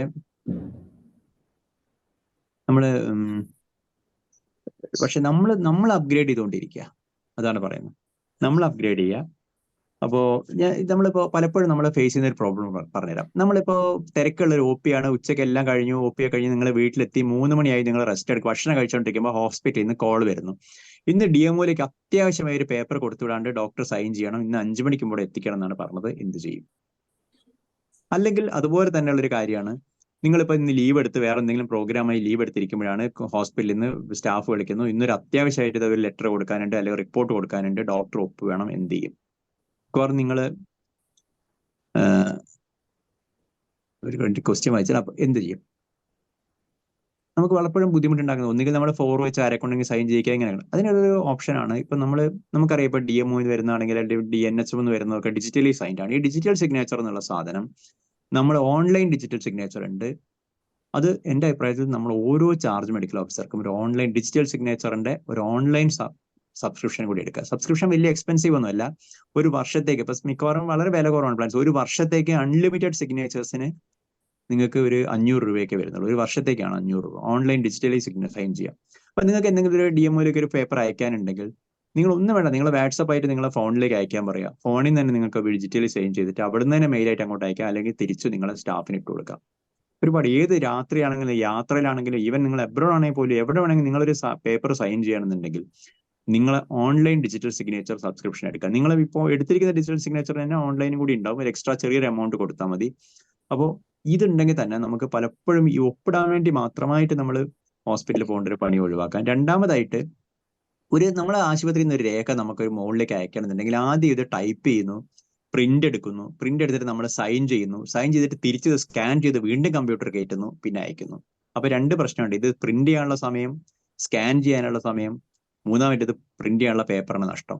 ഈ ഡിജിറ്റൽ സിഗ്നേച്ചർ ആണ് നമുക്ക് കമ്പ്യൂട്ടറിൽ ഡോക്യുമെന്റ് പ്രിപ്പയർ ചെയ്യുന്നു, അവിടെ നിന്ന് നമ്മൾ ഡിജിറ്റലി സൈൻ ചെയ്യുന്നു, മെയിലായിട്ട് അയച്ചു കൊടുക്കുന്നു. ഒന്നുമില്ല, പ്രിന്റിംഗ് ഇല്ല, സ്കാനിങ് ഇല്ല, പേപ്പറും ലാഭം. അപ്പൊ ഡിജിറ്റൽ സിഗ്നേച്ചർ DSC അത് നമ്മൾ ഓൺലൈൻ ഡിജിറ്റൽ സിഗ്നേച്ചർ ഓപ്ഷൻ ഇനി എനേബിൾ ചെയ്യാത്തവരുണ്ടെങ്കിൽ ദയവായിട്ട് അത് ചെയ്യുക. ഇത് മുകളിൽ ഇരിക്കുന്നവർക്ക് മാത്രമല്ല, ഓരോ സ്ഥാപനങ്ങളിൽ ഇരിക്കുന്ന നമുക്ക് കൂടി ചെയ്യാൻ പറ്റുന്നതാണ്. അതിനിടയ്ക്ക് ഒരു ചാറ്റ് ബോക്സിൽ ഒരു ചോദ്യം വന്നിരുന്നു. Required applying four higher grade sanction. Higher grade എന്നുള്ളത് നമുക്കറിയാലോ. അപ്പൊ അത് നമുക്കൊരു നാച്ചുറലി കിട്ടേണ്ട പ്രൊമോഷൻ 8 വർഷത്തിലും 15 വർഷത്തിലും നമുക്ക് കിട്ടേണ്ട പ്രൊമോഷൻ ഒഴിവില്ലാത്തതുകൊണ്ട് ഗവൺമെന്റ് തരാൻ പറ്റുന്നില്ല. തരാൻ പറ്റാത്തത് കൊണ്ട് ഒഴിവില്ലെങ്കിൽ നമ്മളെ കുഴപ്പമില്ല നമുക്ക് പ്രൊമോഷൻ കിട്ടാത്തത്. അതുകൊണ്ട് ആ പ്രൊമോഷൻ കിട്ടിയാൽ നമുക്ക് ലഭിക്കേണ്ട സാലറിയാണ് നമുക്ക് 8 വർഷത്തിലും 15 വർഷത്തിലും കിട്ടുന്നത്. അത് നിർബന്ധമായും നമ്മൾ അപ്ലൈ ചെയ്താൽ മാത്രമേ കിട്ടൂ. അപ്ലൈ ചെയ്യാൻ ഫോം ഉണ്ട്, അതിനൊരു ഡിക്ലറേഷൻ ഉണ്ട്. ഫോമിൽ നമ്മൾ പറയേണ്ട പ്രധാനപ്പെട്ട കാര്യങ്ങൾ, നിങ്ങൾ ഇപ്പോഴുള്ള ജോലി ചെയ്യുന്ന സ്ഥലം, സ്ഥാപനത്തിൽ ജോലി ചെയ്യുന്ന വർഷം, നമ്മൾ ഹെൽത്ത് സർവീസ് ജോയിൻ ചെയ്ത വർഷം, പ്രൊബേഷൻ ഡിക്ലെയർ ചെയ്ത ഡീറ്റെയിൽസ്, നമ്മൾ ഇപ്പോൾ വാങ്ങിക്കൊണ്ടിരിക്കുന്ന പ്രൊമോഷൻ സാലറി, ഇങ്ങനെ കുറച്ച് ഇതും. ഡിക്ലറേഷൻ ആണ് വളരെ പ്രധാനം. ഡിക്ലറേഷൻ എന്നാൽ നിങ്ങൾ ഓർക്കുക, നിങ്ങൾ ഹയർ ഗ്രേഡ് അപ്ലൈ ചെയ്തോടുകൂടി ഫർദർ നിങ്ങൾ പ്രൊമോഷൻ സാലറി നിങ്ങൾ വാങ്ങുകയാണ്. അതുകൊണ്ട് പ്രൊമോഷൻ കിട്ടിയാൽ നിങ്ങൾ പ്രൊമോഷൻ വേണ്ട എന്ന് വെക്കാൻ പറ്റില്ല. അതായത് ഒരു അസിസ്റ്റന്റ് സർജൻ ആണ്, അസിസ്റ്റന്റ് സർജൻ ഹയർ ഗ്രേഡ് വാങ്ങിക്കഴിഞ്ഞാൽ പിന്നീട് സിവിൽ സർജൻ പ്രൊമോഷൻ കിട്ടുമ്പോൾ എനിക്ക് സിവിൽ സർജൻ ആകണ്ട എന്ന് പറയാൻ പറ്റില്ല. അല്ലെങ്കിൽ നിങ്ങൾ ജൂനിയർ കൺസൾട്ടന്റ് ആണ്, അതിൽ കൺസൾട്ടന്റ് ആവുന്നു, കൺസൾട്ടന്റ് ആകുമ്പോൾ എനിക്ക് വേണ്ട എന്ന് പറഞ്ഞ് റിലിംഗ്വിഷ് ചെയ്യാന്ന് പറയും. നമുക്കൊരു പ്രൊമോഷൻ റിലിംഗ്വിഷ് ചെയ്യാം. പക്ഷെ നിങ്ങൾ ഗ്രേഡ് വാങ്ങിക്കഴിഞ്ഞാൽ പ്രൊബേഷൻ ഇത് റിലിംഗ്വിഷ് ചെയ്യാൻ പറ്റില്ല. പിന്നെ ഹയർ ഗ്രേഡ് അപ്ലൈ ചെയ്യാൻ വേണ്ടിയുള്ള ഡോക്യുമെന്റ്സ് എന്ന് പറയുന്നുണ്ട്. അത് അതിന്റെ അപ്ലിക്കേഷൻ ഫോം, നിങ്ങൾ 8 ഇയേഴ്സ് ആണെങ്കിൽ നിങ്ങൾ പ്രൊബേഷൻ ഡിക്ലെയർ ചെയ്ത ഫോമും, പിന്നെ നിങ്ങൾ സർവീസ് നമ്മളെ ലിസ്റ്റ് നമ്മളെ ഗ്രൂപ്പിലിടാം, നമ്മളെ സർവീസ് ജോയിൻ ചെയ്ത അപ്പോയിന്റ്മെന്റ് ഓർഡർ, നമ്മളെ പ്രൊബേഷൻ ഡിക്ലെയർ ചെയ്ത ഓർഡർ, പിന്നെ ഈ അപ്ലിക്കേഷൻ ഫോം പ്ലസ് ഇത് നമ്മുടെ ഡിക്ലറേഷൻ വേണം. ഇത്രയും സാധനങ്ങളും വെച്ചുകൊണ്ട് നിങ്ങൾ DHS ത്രൂ DM നിങ്ങളുടെ സ്ഥാപന മേധാവി വഴി DMO വഴി DHSന് എത്തിക്കുക. അതിൽ ഒരു ചെറിയ കാര്യം നമ്മളെ സർവീസ് എലമെന്റ് സുരേഷ് സാർ പറഞ്ഞു. നമ്മളെ KGMOയുടെ തിരുവനന്തപുരത്ത് ഒരു സർവീസ് ഹെൽപ്പ് ഡെസ്ക് വളരെ നല്ല രീതിയിൽ പ്രവർത്തിക്കുന്നുണ്ട്. നമുക്ക് പ്രധാനമായും 3 ഓഫീസുകളാണ് നമ്മളെ പ്രവർത്തനങ്ങൾ. അതായത് AG ഓഫീസ്, DHS ഓഫീസ്, അല്ലെങ്കിൽ ഹെൽത്ത് സെക്രട്ടേറിയറ്റ്. ഈ സ്ഥലങ്ങളിലൊക്കെ നമുക്കറിയാം നമ്മളെ ഫയലുകൾ നീങ്ങുന്ന വേഗത എന്താണെന്ന് നമുക്കറിയാം. അപ്പൊ നമ്മൾ ഇവിടുന്ന് പലപ്പോഴും, പ്രത്യേകിച്ച് വടക്കൻ ജില്ലകളിലുള്ളവർക്കൊക്കെ ഒരു ലീവ് എടുത്തിട്ട് അവിടെ പോയി കഴിഞ്ഞാൽ തന്നെ പലപ്പോഴും ഓഫീസിൽ ആളുണ്ടാവില്ല, അങ്ങനെയുള്ള കാര്യങ്ങളൊക്കെ ഉണ്ട്. അതുകൊണ്ട് നമ്മളെ സർവീസ് ഹെൽപ്പ് ഡെസ്ക് വളരെ എഫിഷ്യന്റ് നടക്കുന്ന ഒരു സംവിധാനമാണ്. നമ്മളെ ജില്ലാ സെക്രട്ടറിമാർ വഴി അല്ലെങ്കിൽ ജില്ലാ നേതാക്കൾ വഴി ഹെൽപ്പ് ഡെസ്കിനെ വിവരം അറിയിച്ചു കഴിഞ്ഞാൽ അവര് ഈ ഓഫീസുകൾ പോവുകയും കൃത്യമായി ഫോളോ അപ്പ് നടത്തിയിട്ട് നമ്മളെ ഫയലുകൾക്ക് തീരുമാനം ഉണ്ടാക്കുകയും ചെയ്യും. ഞാൻ രീതിയിൽ അങ്ങനെ പക്ഷെ പലപ്പോഴും എനിക്ക് തോന്നുന്നു നമ്മളെ പല മെമ്പർമാരും ഇതിനെപ്പറ്റി അവെയർ അല്ല എന്നുള്ളതാണ്. അപ്പൊ എല്ലാ ജില്ലാ നേതാക്കളോടും പറയാനുള്ളത്, ഈ ഒരു കാര്യം, ഈ ഒരു അറിയിപ്പ് നമ്മളെല്ലാ മെമ്പേഴ്സിന്റെ ഇടയിലും ഇങ്ങനൊരു സംവിധാനം ഉണ്ട് എന്നുള്ളതും അത് കഴിയത്ര ഉപയോഗിക്കാനും നമ്മൾ അവരെ ബോധവൽക്കരിക്കുക എന്നുള്ളതാണ്. പിന്നെ ഒരുപാട് ചോദ്യങ്ങളുണ്ട്. സാറേ, വേറെ ഒരു ഹയർ ഗ്രേഡ് പറഞ്ഞപ്പോൾ ഒരു ക്വസ്റ്റ്യൻ ആണ്. ഒരു ഡോക്ടർ അയച്ചതെന്നാണ്. ഇപ്പൊ ഇവര് ഹാർഡ് കോപ്പി അയച്ചു, പക്ഷെ AG എന്ന് പറഞ്ഞത് ഓൺലൈനായിട്ട് അപ്ലോഡ് ചെയ്യണമെന്ന് പറഞ്ഞിട്ട്, അങ്ങനെ വല്ല പുതിയ പരിപാടി ഉണ്ട്? അതായത് മുമ്പ് എങ്ങനെ വെച്ചാൽ നമുക്ക് ഹയർ ഗ്രേഡ് സാങ്ഷൻ ഫോം നമുക്ക് പോസ്റ്റിൽ അയച്ചാൽ മതിയായിരുന്നു. ഇപ്പൊ അത് പോരാ, സ്പാർക്കിൽ ലോഗിൻ ചെയ്തിട്ട് അതിലെ സർവീസ് മാറ്റേഴ്സ് എന്നുള്ള സ്ഥലത്ത് പോയി കഴിഞ്ഞാൽ ഗ്രേഡ് ആൻഡ് പ്രൊമോഷൻ എന്നുള്ളൊരു ഓപ്ഷൻ ഉണ്ട്. അതിൽ പോയിട്ട് അതിൽ നമ്മൾ ഇത്രയും കാര്യങ്ങൾ ചെയ്യാൻ പറ്റും. അതിൽ നമ്മളെ ജീവനക്കാരന്റെ പേര് നമ്മളല്ല ചെയ്യേണ്ടത്, DDO ആണ് ചെയ്യേണ്ടത്. നമ്മുടെ സ്ഥാപന മേധാവി ഈ ജീവനക്കാരന്റെ പേര്, ഇപ്പൊ വാങ്ങിക്കൊണ്ടിരിക്കുന്ന സ്കെയിൽ, ഇപ്പൊ പ്രൊമോഷനോ അല്ലെങ്കിൽ ഗ്രേഡ് എന്ന് പറയുന്നത് പ്രൊമോഷൻ തന്നെയാണ്. അപ്പൊ പ്രൊമോഷൻ കിട്ടിയ അല്ലെങ്കിൽ ഗ്രേഡ് കിട്ടിയ ആ ഒരു പോസ്റ്റ്, പിന്നെ സ്ഥാപനം സേവ് തന്നെയായിരിക്കും, പ്ലസ് പുതിയ ശമ്പള സ്കെയിൽ. ഇത്രയും സാധനം വെച്ചുകൊണ്ട് നമുക്ക് DHS കിട്ടിയ ഓർഡർ സ്കാൻ ചെയ്ത് അതിൽ അപ്ലോഡ് ചെയ്തിട്ട് സബ്മിറ്റ് ചെയ്യണം. സബ്മിറ്റ് ചെയ്ത് അത് ഡിജിറ്റലി സൈൻ ചെയ്യണം, നമ്മളല്ല DDO. ഡിജിറ്റലി സബ്മിറ്റ് ചെയ്ത് AGക്ക് പോയി കഴിഞ്ഞാൽ മാത്രമേ നമുക്ക് സാങ്ഷൻ കിട്ടൂ. അതുകൊണ്ട് നമുക്ക് താരതമ്യേന വളരെ എളുപ്പമാണ്. ഇത് ചെയ്തു കഴിഞ്ഞാൽ ഒരാഴ്ചക്കുള്ളിൽ തന്നെ, ഞാൻ പറഞ്ഞ എനിക്ക് അനുഭവത്തിൽ ഏറ്റവും നല്ല രീതിയിൽ പ്രവർത്തിക്കുന്ന ഒരു ഓഫീസാണ് AG ഓഫീസ്. അപ്പൊ യൂഷ്വലി ഇത് പോയി കഴിഞ്ഞാൽ 1 വീക്കിനകത്ത് തന്നെ ഇത് കിട്ടാറുണ്ട് സാധാരണ നിലയ്ക്ക്. അപ്പൊ ഇതൊരു ഓൺലൈൻ അപ്ഗ്രേഡ്. അത് പിന്നെ ഗ്രേഡ് വാങ്ങിയ ഇൻഡിവിജ്വൽ അല്ല, DDO ആണ് ചെയ്യേണ്ടത്. അപ്പോൾ ഇങ്ങനെ ഒരു ഓർഡർ വന്നു കഴിഞ്ഞാൽ ഉടനെ തന്നെ DDO വഴി ഇത് ചെയ്യാനുള്ള ഒരു നടപടി സ്വീകരിക്കാം. അതായത് സ്പാർക്കിൽ സർവീസ് മാറ്റേഴ്സ് എന്നുള്ള സെല്ലാണ് ഓപ്ഷൻ വരുന്നത്. അതെ, സർവീസ് മാറ്റേഴ്സിൽ promotion and grade and promotion അല്ല, promotion and grade and promotion തന്നെയാണ് എൻ്റെ ഓർമ്മ. അവർ ലിങ്ക് ഇട്ട് അതിൽ പോയി കഴിഞ്ഞാൽ അതിൽ ജീവനക്കാരനെ സെലക്ട് ചെയ്യുക. നമ്മൾ പിന്നെ പ്രസന്റ് പോസ്റ്റ് ഇപ്പം അസിസ്റ്റന്റ് സർജൻ ഉള്ള അസിസ്റ്റന്റ് സർജൻ ഹയർ ഗ്രേഡ് ആയിരിക്കും, അങ്ങനെ ആയിരിക്കും. അപ്പോൾ present post, present scale of pay, പുതിയ പിന്നെ പോസ്റ്റ്, പുതിയ സ്കെയിൽ ഓഫ് പേ. സ്ഥാപനം ചോദിക്കുന്നുണ്ട്. സ്ഥാപനം ഒരേ സ്ഥാപനത്തിന് ഗ്രേഡ് വാങ്ങുമ്പോൾ അത് മാറ്റം വരുന്നില്ല. പ്രൊമോഷനെ വേറെ സ്ഥലത്ത് പോകണമെങ്കിൽ സ്ഥാപനം മാറുന്നുള്ളൂ, അല്ലെങ്കിൽ സെയിം സ്ഥാപനം സെലക്ട് ചെയ്ത് ഏറ്റവും പ്രധാനം ഈ ഓർഡർ സ്കാൻ ചെയ്ത് അപ്ലോഡ് ചെയ്യണം എന്നുള്ളതാണ്.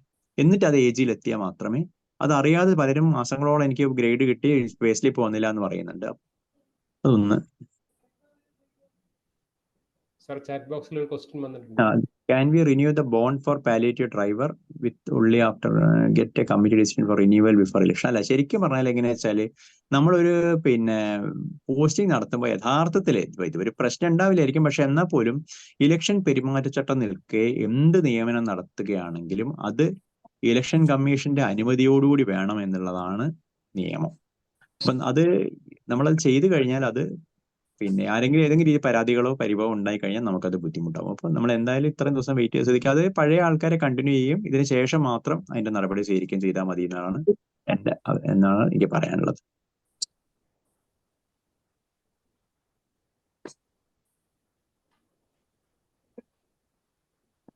സർ, ഒരു ക്വസ്റ്റ്യൻ കൂടി വന്നിട്ടുണ്ട്. എന്തായിരുന്നു? CR ആപ്ലിക്കേഷൻ ആണ്. I have not received charge allowance for nearly 1 year. DMO has forwarded but no response, no agreement. For nearly 1 year, DMO has forwarded but no. Charge allowance DMO ആണ് പാസ്സാക്കേണ്ടത്. പാസ്സാക്കിയിട്ടുണ്ടെങ്കിൽ നമുക്കത് usually ഏജിൽ അങ്ങനെ delay വരാറില്ല. പക്ഷെ അത് ഈ പറയുന്ന വ്യക്തി എന്താണ് ഇപ്പൊ FHCയിൽ മുമ്പ് എങ്ങനെ വെച്ചാൽ ഈ PHCയിൽ മാത്രമേ നമ്മളെ ചാർജ് അലവൻസ് എന്നുള്ള സാധനം PHCയിൽ മാത്രമാണ്. നമ്മളെ പേര് വിഷയം വന്ന സമയത്ത് PHCയിൽ ചാർജ് അലവൻസ് ഉണ്ട്. പക്ഷെ നമ്മളെ മിക്കവാറും PHCകൾ ഇപ്പൊ FHCI അപ്ഗ്രേഡ് ചെയ്യപ്പെട്ടിട്ടുണ്ട്. അതുകൊണ്ട് സ്ഥാപനം FHCI അപ്ഗ്രേഡ് ചെയ്യപ്പെട്ടാൽ നമുക്ക് ചാർജ് അലവൻസ് ഉണ്ടാവില്ല. അതൊന്ന് ഓർക്കുക. രണ്ടാമതായിട്ട് പിന്നെ AGയിൽ അത് എന്താ ഡിലേ എന്നുള്ളത് AGയുടെ നമുക്ക് AGയുടെ യൂഷ്വലി AGയിൽ അവിടെ അവരൊരു പിന്നെ സെക്ഷൻ വൈസ് ഉള്ള ഫോൺ നമ്പർ ഉണ്ട്, നമ്മളെ ഗ്രൂപ്പിലൊക്കെ കാണാറുണ്ട്. ഇല്ലെങ്കിൽ നമ്മളത് സർവീസിന്റെ ഹെൽപ്പ് ഡെസ്ക് ഉണ്ട് തിരുവനന്തപുരത്തുള്ള. നിങ്ങൾ ജില്ലാ നേതൃത്വമായി ബന്ധപ്പെട്ട് ഹെൽപ്പ് ഡെസ്കിൽ ആ കാര്യങ്ങൾ അറിയിച്ചു കഴിഞ്ഞാൽ ആ ഓർഡർ സഹിതം കൊടുത്തു കഴിഞ്ഞാൽ അവർ AG ഓഫീസിൽ പോയി അത് അന്വേഷിച്ച് എന്താണ് പ്രശ്നം എന്നുള്ളത് കണ്ടുപിടിക്കാൻ പറ്റും.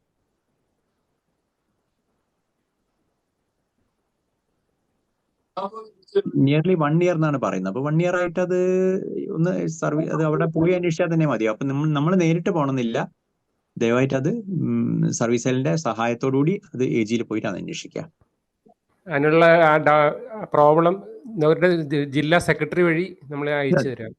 അതെ, അത് ദയവായിട്ട് നേരിട്ട് അവരെ വിളിക്കരുത്. മുമ്പ് എങ്ങനെ വെച്ചാൽ നമ്മൾ മുൻപ് ചെയ്തിരുന്നത് പിന്നെ ഇവരെ നേരിട്ട് വിളിക്കലായിരുന്നു. പക്ഷെ ഇപ്പൊ അത് ഒഴിവാക്കിയിട്ട് ജില്ലാ നേതൃത്വം വഴിയാണ് സർവീസ് സെല്ലിന്റെ ഹെൽപ്പ് ഡെസ്കിനെ അപ്രോച്ച് ചെയ്യേണ്ടത്. പക്ഷെ നമ്മൾ മനസ്സിലാക്കിയതോളം വളരെ നല്ല രീതിയിൽ നടക്കുന്നുണ്ട്. അവർ കിട്ടുന്ന എല്ലാ അപേക്ഷകളും അവർ ഫയൽ ചെയ്ത് കൃത്യമായി അതിന്റെ പ്രോഗ്രസ് രേഖപ്പെടുത്തി ഓരോന്നിനും എന്താണ് അതിന്റെ സ്റ്റാറ്റസ് എല്ലാം അവിടെ രേഖപ്പെടുത്തി വളരെ കൃത്യമായിട്ട് ഫോളോ അപ്പ് ചെയ്യുന്നുണ്ട്. അത് മറിച്ചാണെങ്കിൽ നമ്മളെല്ലാം തിരുവനന്തപുരത്ത് പോയി ഈ കാര്യം അന്വേഷിക്കുക എന്നുള്ളത് ഭയങ്കര ബുദ്ധിമുട്ടുള്ള ഒരു കാര്യമാണ്. പക്ഷെ എനിക്ക് ആ ഒരു ബോധവൽക്കരണം കുറച്ചുകൂടി ഇങ്ങനെ ഒരു സംവിധാനം ഉണ്ട് എന്നുള്ളൊരു കാര്യം. ഓക്കെ, പിന്നെ സർവീസ് വെരിഫിക്കേഷന്റെ കാര്യത്തിലല്ലേ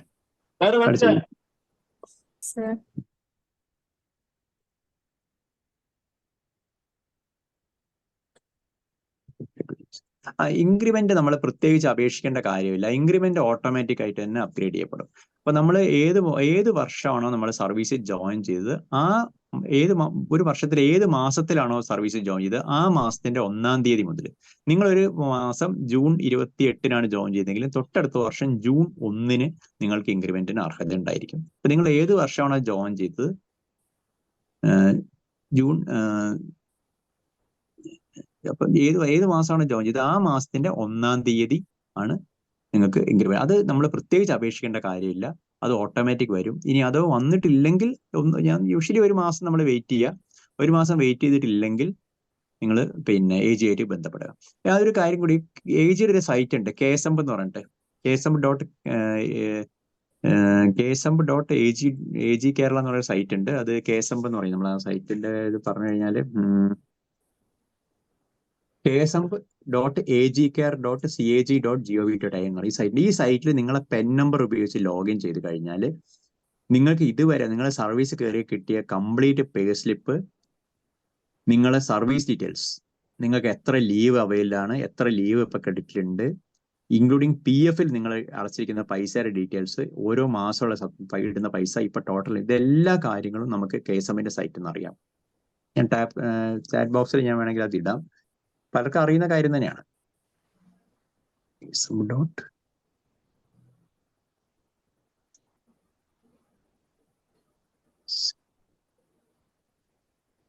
ഹലോ പറയൂ. ഹലോ സർ, പറയൂ ഞാൻ പറയൂ രാമനാട് MO ആണ് സർ. പറയൂ. സർ, ഞങ്ങളുടെ അവിടെ 24 hour റണ്ണിങ് CHC ആണ് സർ. അവിടെ 6+1 ഡോക്ടേഴ്സ് ആണ് ഉണ്ടായിരുന്നത്. 6 ഡോക്ടേഴ്സും +1 അഡ്മിനിസ്ട്രേറ്റർ പോസ്റ്റും. പിന്നെ അപ്പൊ അങ്ങനെ വെച്ചിട്ടാണ് നമ്മൾ 24 hours സ്റ്റാർട്ട് ചെയ്തത് സർ.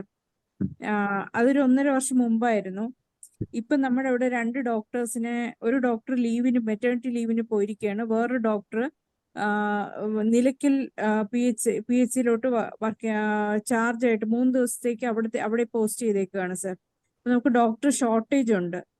അപ്പം നമുക്ക് ഇപ്പൊ എന്ന് വെച്ചാൽ നമുക്ക് 24 hours റൺ ചെയ്യാൻ ബുദ്ധിമുട്ടാണ് ഈ ഡോക്ടർ സ്ട്രെങ്ത് വെച്ച്. അപ്പൊ നമുക്കത് നിർത്തി വെക്കാനുള്ള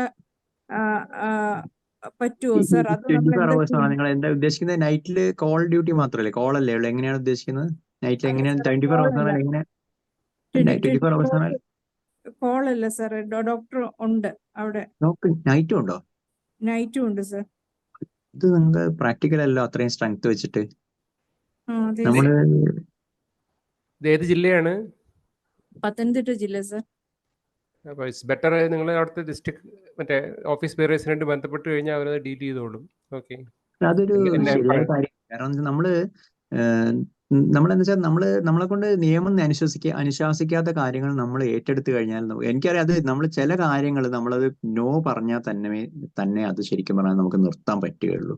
നമ്മൾ ആവശ്യപ്പെട്ടത് 24 hours അവിടെ 24 hours സർവീസ് വേണമെങ്കിൽ അതിനുള്ള കൃത്യമായ മാനദണ്ഡങ്ങളുണ്ട്, അതിനനുസരിച്ചുള്ള സ്റ്റാഫിനെ പോസ്റ്റ് ചെയ്യാൻ നമ്മൾ ആവശ്യപ്പെട്ടത്. നമ്മൾ ആവശ്യപ്പെട്ടത് ഇത് നിർത്തണം എന്നല്ല, നമ്മൾ ആവശ്യപ്പെട്ടത് 24 മണിക്കൂർ പ്രവർത്തിക്കണമെങ്കിൽ അതിനുള്ള മാൻ പവർ അനുവദിച്ച് തന്നുകൊണ്ട് അത് ചെയ്യണം. CHC ഒരിക്കലും 24 hours ഡിസ്മസ് മാൻ പവർ എന്തായാലും നമുക്ക് അവിടെ, പ്രത്യേകിച്ച് നിങ്ങൾക്ക് ഇപ്പോൾ ആളുമില്ല, അത് ഒരിക്കലും നടത്തേണ്ട ആവശ്യമില്ല.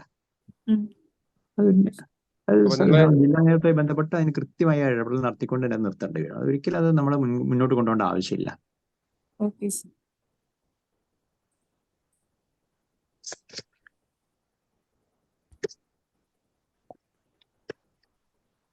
സർ, ഒരു സംശയം കൂടെ. HMC ഫണ്ടിൽ നമുക്ക് എത്രയാണ് നമുക്ക് മാക്സിമം സാലറി ആയിട്ട് യൂട്ടിലൈസ് ചെയ്യാൻ പറ്റുന്ന നിലവിലെ ഓർഡർ? നമുക്ക് ആകെ ഇൻകത്തിന്റെ ജസ്റ്റ് ഒന്ന് ഇപ്പൊ ലേറ്റസ്റ്റ് ഓർഡർ വന്നിട്ടുണ്ട്. അത് സംബന്ധിച്ച് നമ്മള്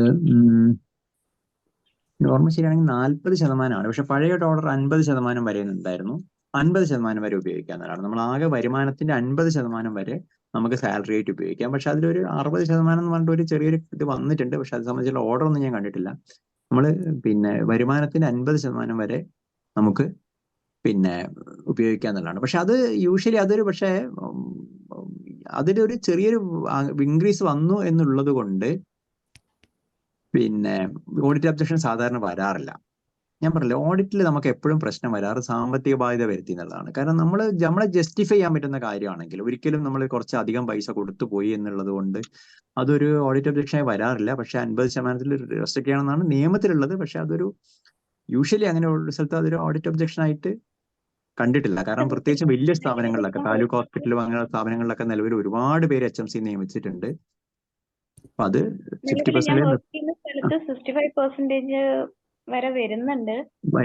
അത് നിയമപ്രകാരം പറ്റില്ല. പക്ഷെ യൂഷ്വലി അത് അങ്ങനെ ഒരു ഓഡിറ്റ് ഒബ്ജക്ഷൻ ആയിട്ട് സാധാരണ നിലയ്ക്ക് അത് പ്രശ്നമാക്കാറില്ല. കാരണം നമുക്കറിയില്ല, സ്ഥാപനം നടന്നു പോകാനുള്ളതിന് വേണ്ടിയാണ് നമ്മൾ ഇത്രയും സ്റ്റാഫിനെ നിയമിക്കുന്നത്. അപ്പൊ ആ സ്റ്റാഫിനെ വെക്കുന്നത് ജസ്റ്റിഫൈ ചെയ്യപ്പെടണം, അത്രയേ ഉള്ളൂ.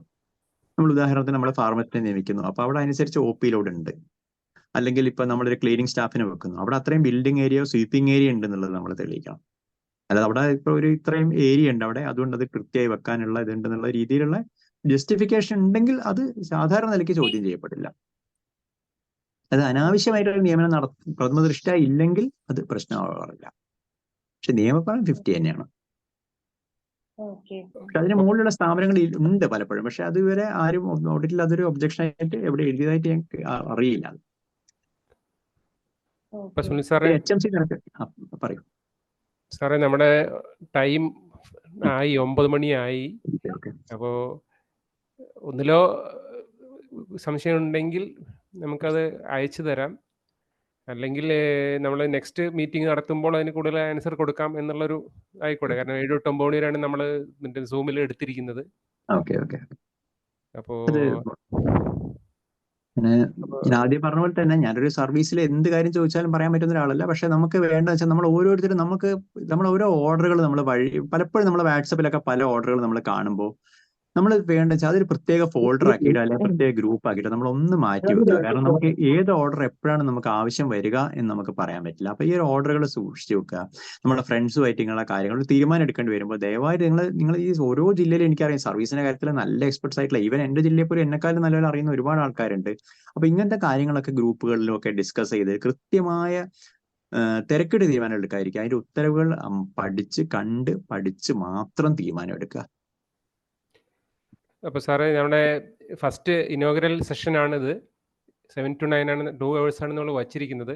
അത് വളരെ കുറവാണെന്നുള്ളത് മനസ്സിലാണ്. കാരണം ഒരു 100ഓളം മെമ്പേഴ്സ് ഇതിൽ ലോഗിൻ ചെയ്തിട്ടുണ്ട്. പ്രോബബ്ലി ഇനി ഗ്രാജ്വലി ഇത് കൂടാനാണ് സാധ്യത. അപ്പം നമ്മൾ ബൈ മന്ത്ലി 2 പ്രാവശ്യം നടത്താനാണ് ഉദ്ദേശിക്കുന്നത്, ഡിപ്പെൻഡ് അപ്പോൺ റെസ്പോൺസ്. അപ്പോൾ എല്ലാ മെമ്പേഴ്സിനോടും നമുക്ക് ആവശ്യപ്പെടാനുള്ള അവരുടെ സംശയങ്ങൾ നേരത്തെ സർവീസിലേക്ക് അയച്ചു തരിക, ത്രൂ സെക്രട്ടറി അയച്ചു തരികയാണെങ്കിൽ നമുക്കത് കൂടുതൽ റെഫറൻസുകളും കാര്യങ്ങളായിട്ട് സംസാരിക്കാനായിട്ട് സർവീസ് എക്സ്പെർട്ടിന് സാധിക്കും. അപ്പോൾ ഇന്ന് വളരെ നല്ലൊരു സെഷനായിരുന്നു. ഒരു പ്രാക്ടിക്കൽ, വെറും സർവീസ് എക്സ്പെർട്ടും അല്ല, പ്രാക്ടിക്കൽ എക്സ്പെർട്ടാണ്. കാരണം സാർ ഇത് ചെയ്ത് പരിചയിച്ച് മിസ്റ്റേക്കുകൾ വരുത്തി കണ്ടുപിടിച്ച് കറക്റ്റ് ചെയ്തൊക്കെ പോയി കണ്ടുപിടിച്ചിട്ടുള്ള സോളിഡ് ആയിട്ടുള്ള ആളാണ്. അപ്പോൾ അതുകൊണ്ട് അതിൻ്റെ ഒരു വ്യത്യാസമുണ്ട്. വെറും ഒരു പുറത്തുനിന്നുള്ള സർവീസ് എക്സ്പെർട്ടിനേക്കാളും കൂടുതൽ നമ്മൾ ഇൻ സർവീസ് എക്സ്പെർട്ടാണ് കൂടുതൽ ഫലപ്രദമാണ് എനിക്ക് തോന്നിയിട്ടില്ല. അതുകൊണ്ടാണ് ഞാൻ എനിക്ക് സജഷൻ വന്നത് പുറത്തെ സർവീസ് എക്സ്പെർട്ടിനെ വിളിക്കാനാണ് പറഞ്ഞത്. അപ്പോഴേ എനിക്ക് ഇൻ സർവീസ് എക്സ്പെർട്ട് പറയുമ്പോൾ നമ്മുടെ ഫീലിങ്സ് മനസ്സിലാക്കുന്ന ഒരു എക്സ്പെർട്ട് ആവണം എന്നുള്ളതാണ് എൻ്റെ ഒരു ആഗ്രഹം. അതുകൊണ്ടാണ് സുനിൽ സാറിനെ തന്നെ സെലക്ട് ചെയ്ത് കൊണ്ടുവന്നത്. അപ്പോൾ എല്ലാവരോടും പറയാനുള്ളത്, നിങ്ങളുടെ സംശയങ്ങൾ ഇനിയും ഉണ്ടായിരിക്കും. ആ സംശയങ്ങൾ KGMO സർവീസ് സെല്ലിലേക്ക് അയച്ചു തരിക. അത് അടുത്ത മീറ്റിങ്ങിലോ അല്ലെങ്കിൽ ത്രൂ പ്രോപ്പർ ചാനലിൽ നമ്മുടെ KGMO ഗ്രൂപ്പ്സിലോ അതിൻ്റെ അഭിപ്രായങ്ങൾ ഉത്തരങ്ങൾ ക്ലിയർ ചെയ്യുന്ന, ഡൗട്ട്സ് ക്ലിയർ ചെയ്യുന്നതായിരിക്കും. മാത്രമല്ല ഇതിൽ റെലവൻ്റ് ആയിട്ടുള്ള കാര്യങ്ങൾ നമ്മൾ നമ്മുടെ ജേണലിൽ ഒരു സർവീസ് സെൽ എന്നൊരു പേജ് തന്നെയുണ്ട്. അപ്പോൾ അതിലും പബ്ലിഷ് ചെയ്യാമെന്നാണ് വിചാരിക്കുന്നത്. പിന്നെ ഒരു കാര്യം പറഞ്ഞാൽ ഇതൊരു ഫസ്റ്റ് സെഷനാണ്, ഒത്തിരി കുറവുകളും ഒക്കെ ഉണ്ടായിരിക്കും. അപ്പോൾ എല്ലാവരുടെ അഭിപ്രായങ്ങളും നിങ്ങളുടെ സെക്രട്ടറി വഴി സർവീസ് സെല്ലിന് അയച്ചു തരാം. നമ്മൾ ഇമ്പ്രൂവ് ചെയ്യാനുള്ള ശ്രമങ്ങൾ നടത്തുന്നതായിരിക്കും. ഓക്കെ. അപ്പോൾ സുനിൽ സാറേ നിർത്തുകയല്ലേ സാറേ ഇനി അടുത്ത സെഷനിൽ? നിർത്താം. അതിനു മുമ്പ് സുനിൽ സാറെ, വളരെ വളരെ നല്ല സെഷനായിരുന്നു. വളരെ സിമ്പിളായിട്ട് എനിക്ക് തോന്നുന്നു എല്ലാവരുടെയും സംശയങ്ങളൊക്കെ ദൂരീകരിക്കുന്ന തരത്തിൽ വളരെ നല്ലൊരു സെഷനായിരുന്നു. നമ്മുടെ തുടക്കം ഗംഭീരമായിട്ടുണ്ട്. ഇനി കൂടുതൽ മെച്ചപ്പെടുത്തേ എന്ന് ആശംസിക്കുന്നു. Thank you very much. 100ഓളം പേര് കയറിയിരുന്നു കേട്ടോ സാർ. അപ്പൊ നമുക്ക് അടുത്തോളം എന്തായാലും ഈ നമ്പർ ഒന്ന് കൂട്ടണം. കുറച്ചും കൂടി എനിക്ക് തോന്നുന്നു കമ്മ്യൂണിക്കേഷൻ ഒന്ന് ജില്ലാ തലത്തിൽ എല്ലായിടത്തും എത്തിയാൽ അത് ശരിയാവും. ഓക്കെ. സുരേഷ് സാർ ഇറങ്ങിയോ? അറിയില്ല അല്ലേ? ഹലോ, TN സാർ ഇറങ്ങിയോ? ഇറങ്ങിയെന്ന് തോന്നുന്നു. ഓക്കെ, അപ്പോൾ അവസാനമായിട്ട് വോട്ട് ഓഫ് താങ്ക്സ് പറയാനായിട്ട് നമ്മുടെ സർവീസ് കമ്മിറ്റിയിലുള്ള ഡോക്ടർ അഭിലാഷ് കൃഷ്ണനെ ക്ഷണിക്കുന്നു. ഡോക്ടർ അഭിലാഷ്. എല്ലാവർക്കും നമസ്കാരം. കേൾക്കുന്നുണ്ടല്ലോ അല്ലേ സാറേ? കേൾക്കുന്നുണ്ട്. ബഹുമാനപ്പെട്ട KGMI state president doctor Suresh T N, ബഹുമാനപ്പെട്ട KGMI state secretary Sunil sir, treasurer Jobin sir, Reena madam, KGMI state service സെല്ലിൽ നയിക്കുന്ന സന്തോഷ് സാറ്, യോഗത്തിന് സ്വാഗതം ആശംസിച്ച ഡോക്ടർ ഷാരോൺ, നമുക്ക് ഈ സെഷൻ കൈകാര്യം ചെയ്ത ബഹുമാനപ്പെട്ട ഡോക്ടർ സുനിൽകുമാർ സാർ, ഇതിനു മുമ്പ് സംസാരിച്ച എല്ലാവരും പറഞ്ഞ പോലെ തന്നെ നമ്മൾ സർവീസിൽ എൻ്റർ ചെയ്ത് കഴിഞ്ഞിട്ടുണ്ടെങ്കിൽ നമ്മൾ ഫസ്റ്റ് ഡേ മുതൽ എക്സ്പീരിയൻസ് ചെയ്യുന്ന പല ഡിഫിക്കൽട്ടീസും നേരത്തെ ഇത് നമ്മുടെ വാട്സാപ്പ് കൂട്ടായ്മ അല്ലെങ്കിൽ നമ്മുടെ ഫോണുകളോ ഒന്നും ഇല്ലാണ്ടിരുന്ന ഒരു സമയത്ത് സർവീസിൽ കയറിയിട്ടുള്ള എല്ലാവർക്കും അറിയാം വളരെ ബുദ്ധിമുട്ടായിരുന്നു മുന്നോട്ട് പോക്ക്. പക്ഷേ പ്രസന്റ് സെനാരിയോയിൽ നമുക്ക് നവമാധ്യമങ്ങളുടെയും അഥവാ സൂം പ്ലാറ്റ്ഫോം പോലെയുള്ള കാര്യങ്ങളൊക്കെ വന്നതിന് ശേഷം നമ്മുടെ സർവീസ് ഡൗട്ടുകൾ എക്സ്പേർട്സിന്റെ അടുത്തോ അല്ലെങ്കിൽ സീനിയേഴ്സിന്റെ അടുത്തോ ചോദിക്കാനായിട്ട് ഇപ്പോൾ സാധ്യമാണ്. അപ്പോൾ KGMOയെ തുടക്കം കുറിച്ചു വെച്ച ഈ സർവീസ് സഹായി എന്ന് പറയുന്ന ഈ ഉദ്യമം എന്നതിൻ്റെ ഇനാഗുറേഷനാണ് ഇവിടെ നടന്നിരിക്കുന്നത്. വളരെ നല്ല രീതിയിൽ സെഷൻ കൈകാര്യം ചെയ്യാൻ സാധിച്ചു. നല്ലൊരു തുടക്കമാണ് നമുക്ക് കിട്ടിയിരിക്കുന്നത്.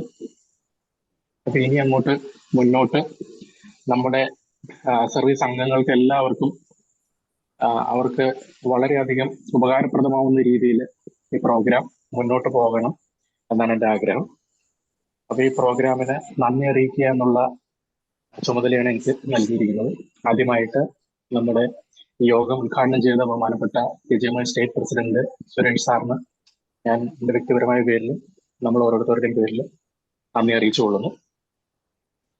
അതുപോലെ തന്നെ നമ്മുടെ KGMI state secretary doctor Sunil sir, ഞങ്ങളുടെ എറണാകുളം ജില്ലയുടെ ഒരു പ്രൈഡ് തന്നെയാണ് അദ്ദേഹം. സാറ് ഈ പ്രോഗ്രാമിന് എൻ്റെ ഭാഗത്തു നിന്നും നമ്മുടെ ഓരോരുത്തരുടെ ഭാഗത്തു നിന്നും സാറിന് നന്ദി അറിയിച്ചുകൊള്ളുന്നു. അതുപോലെ തന്നെ ജോബിൻ സാറ്, റീന മാഡം പ്രോഗ്രാമിന് അറ്റൻഡ് ചെയ്യാൻ പറ്റിയില്ലെങ്കിൽ പോലും മാഡത്തിനും ജോബിൻ സാറിനും നന്ദി അറിയിച്ചുകൊള്ളുന്നു. അതുപോലെ തന്നെ ഈ നമ്മുടെ KGMI സ്റ്റേറ്റ് സർവീസിൽ നയിക്കുന്ന ഡോക്ടർ സന്തോഷ് സാറ് നല്ല രീതിയിൽ നമ്മുടെ ഇനാഗുറേഷൻ സെഷൻ കൈകാര്യം ചെയ്യാനായിട്ട് സാധിച്ചു. സാറിനെ എൻ്റെ വ്യക്തിപരമായ പേരിലും നമ്മുടെ ഓരോരുത്തരുടെയും പേരിലും നന്ദി അറിയിച്ചുകൊള്ളുന്നു. അതുപോലെ തന്നെ നമ്മുടെ സ്വാഗത പ്രസംഗകൻ നമ്മുടെ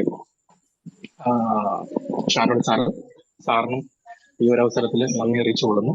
അതുപോലെ തന്നെ ആശംസകൾ അറിയിച്ച നമ്മുടെ Jayakrishnan sir, Arun John sir, Sabu Soodan sir, ഇവർക്ക് എല്ലാവർക്കും നമ്മുടെ ഓരോരുത്തരുടെ പേരിലും നന്ദി അറിയിച്ചുകൊള്ളുന്നു.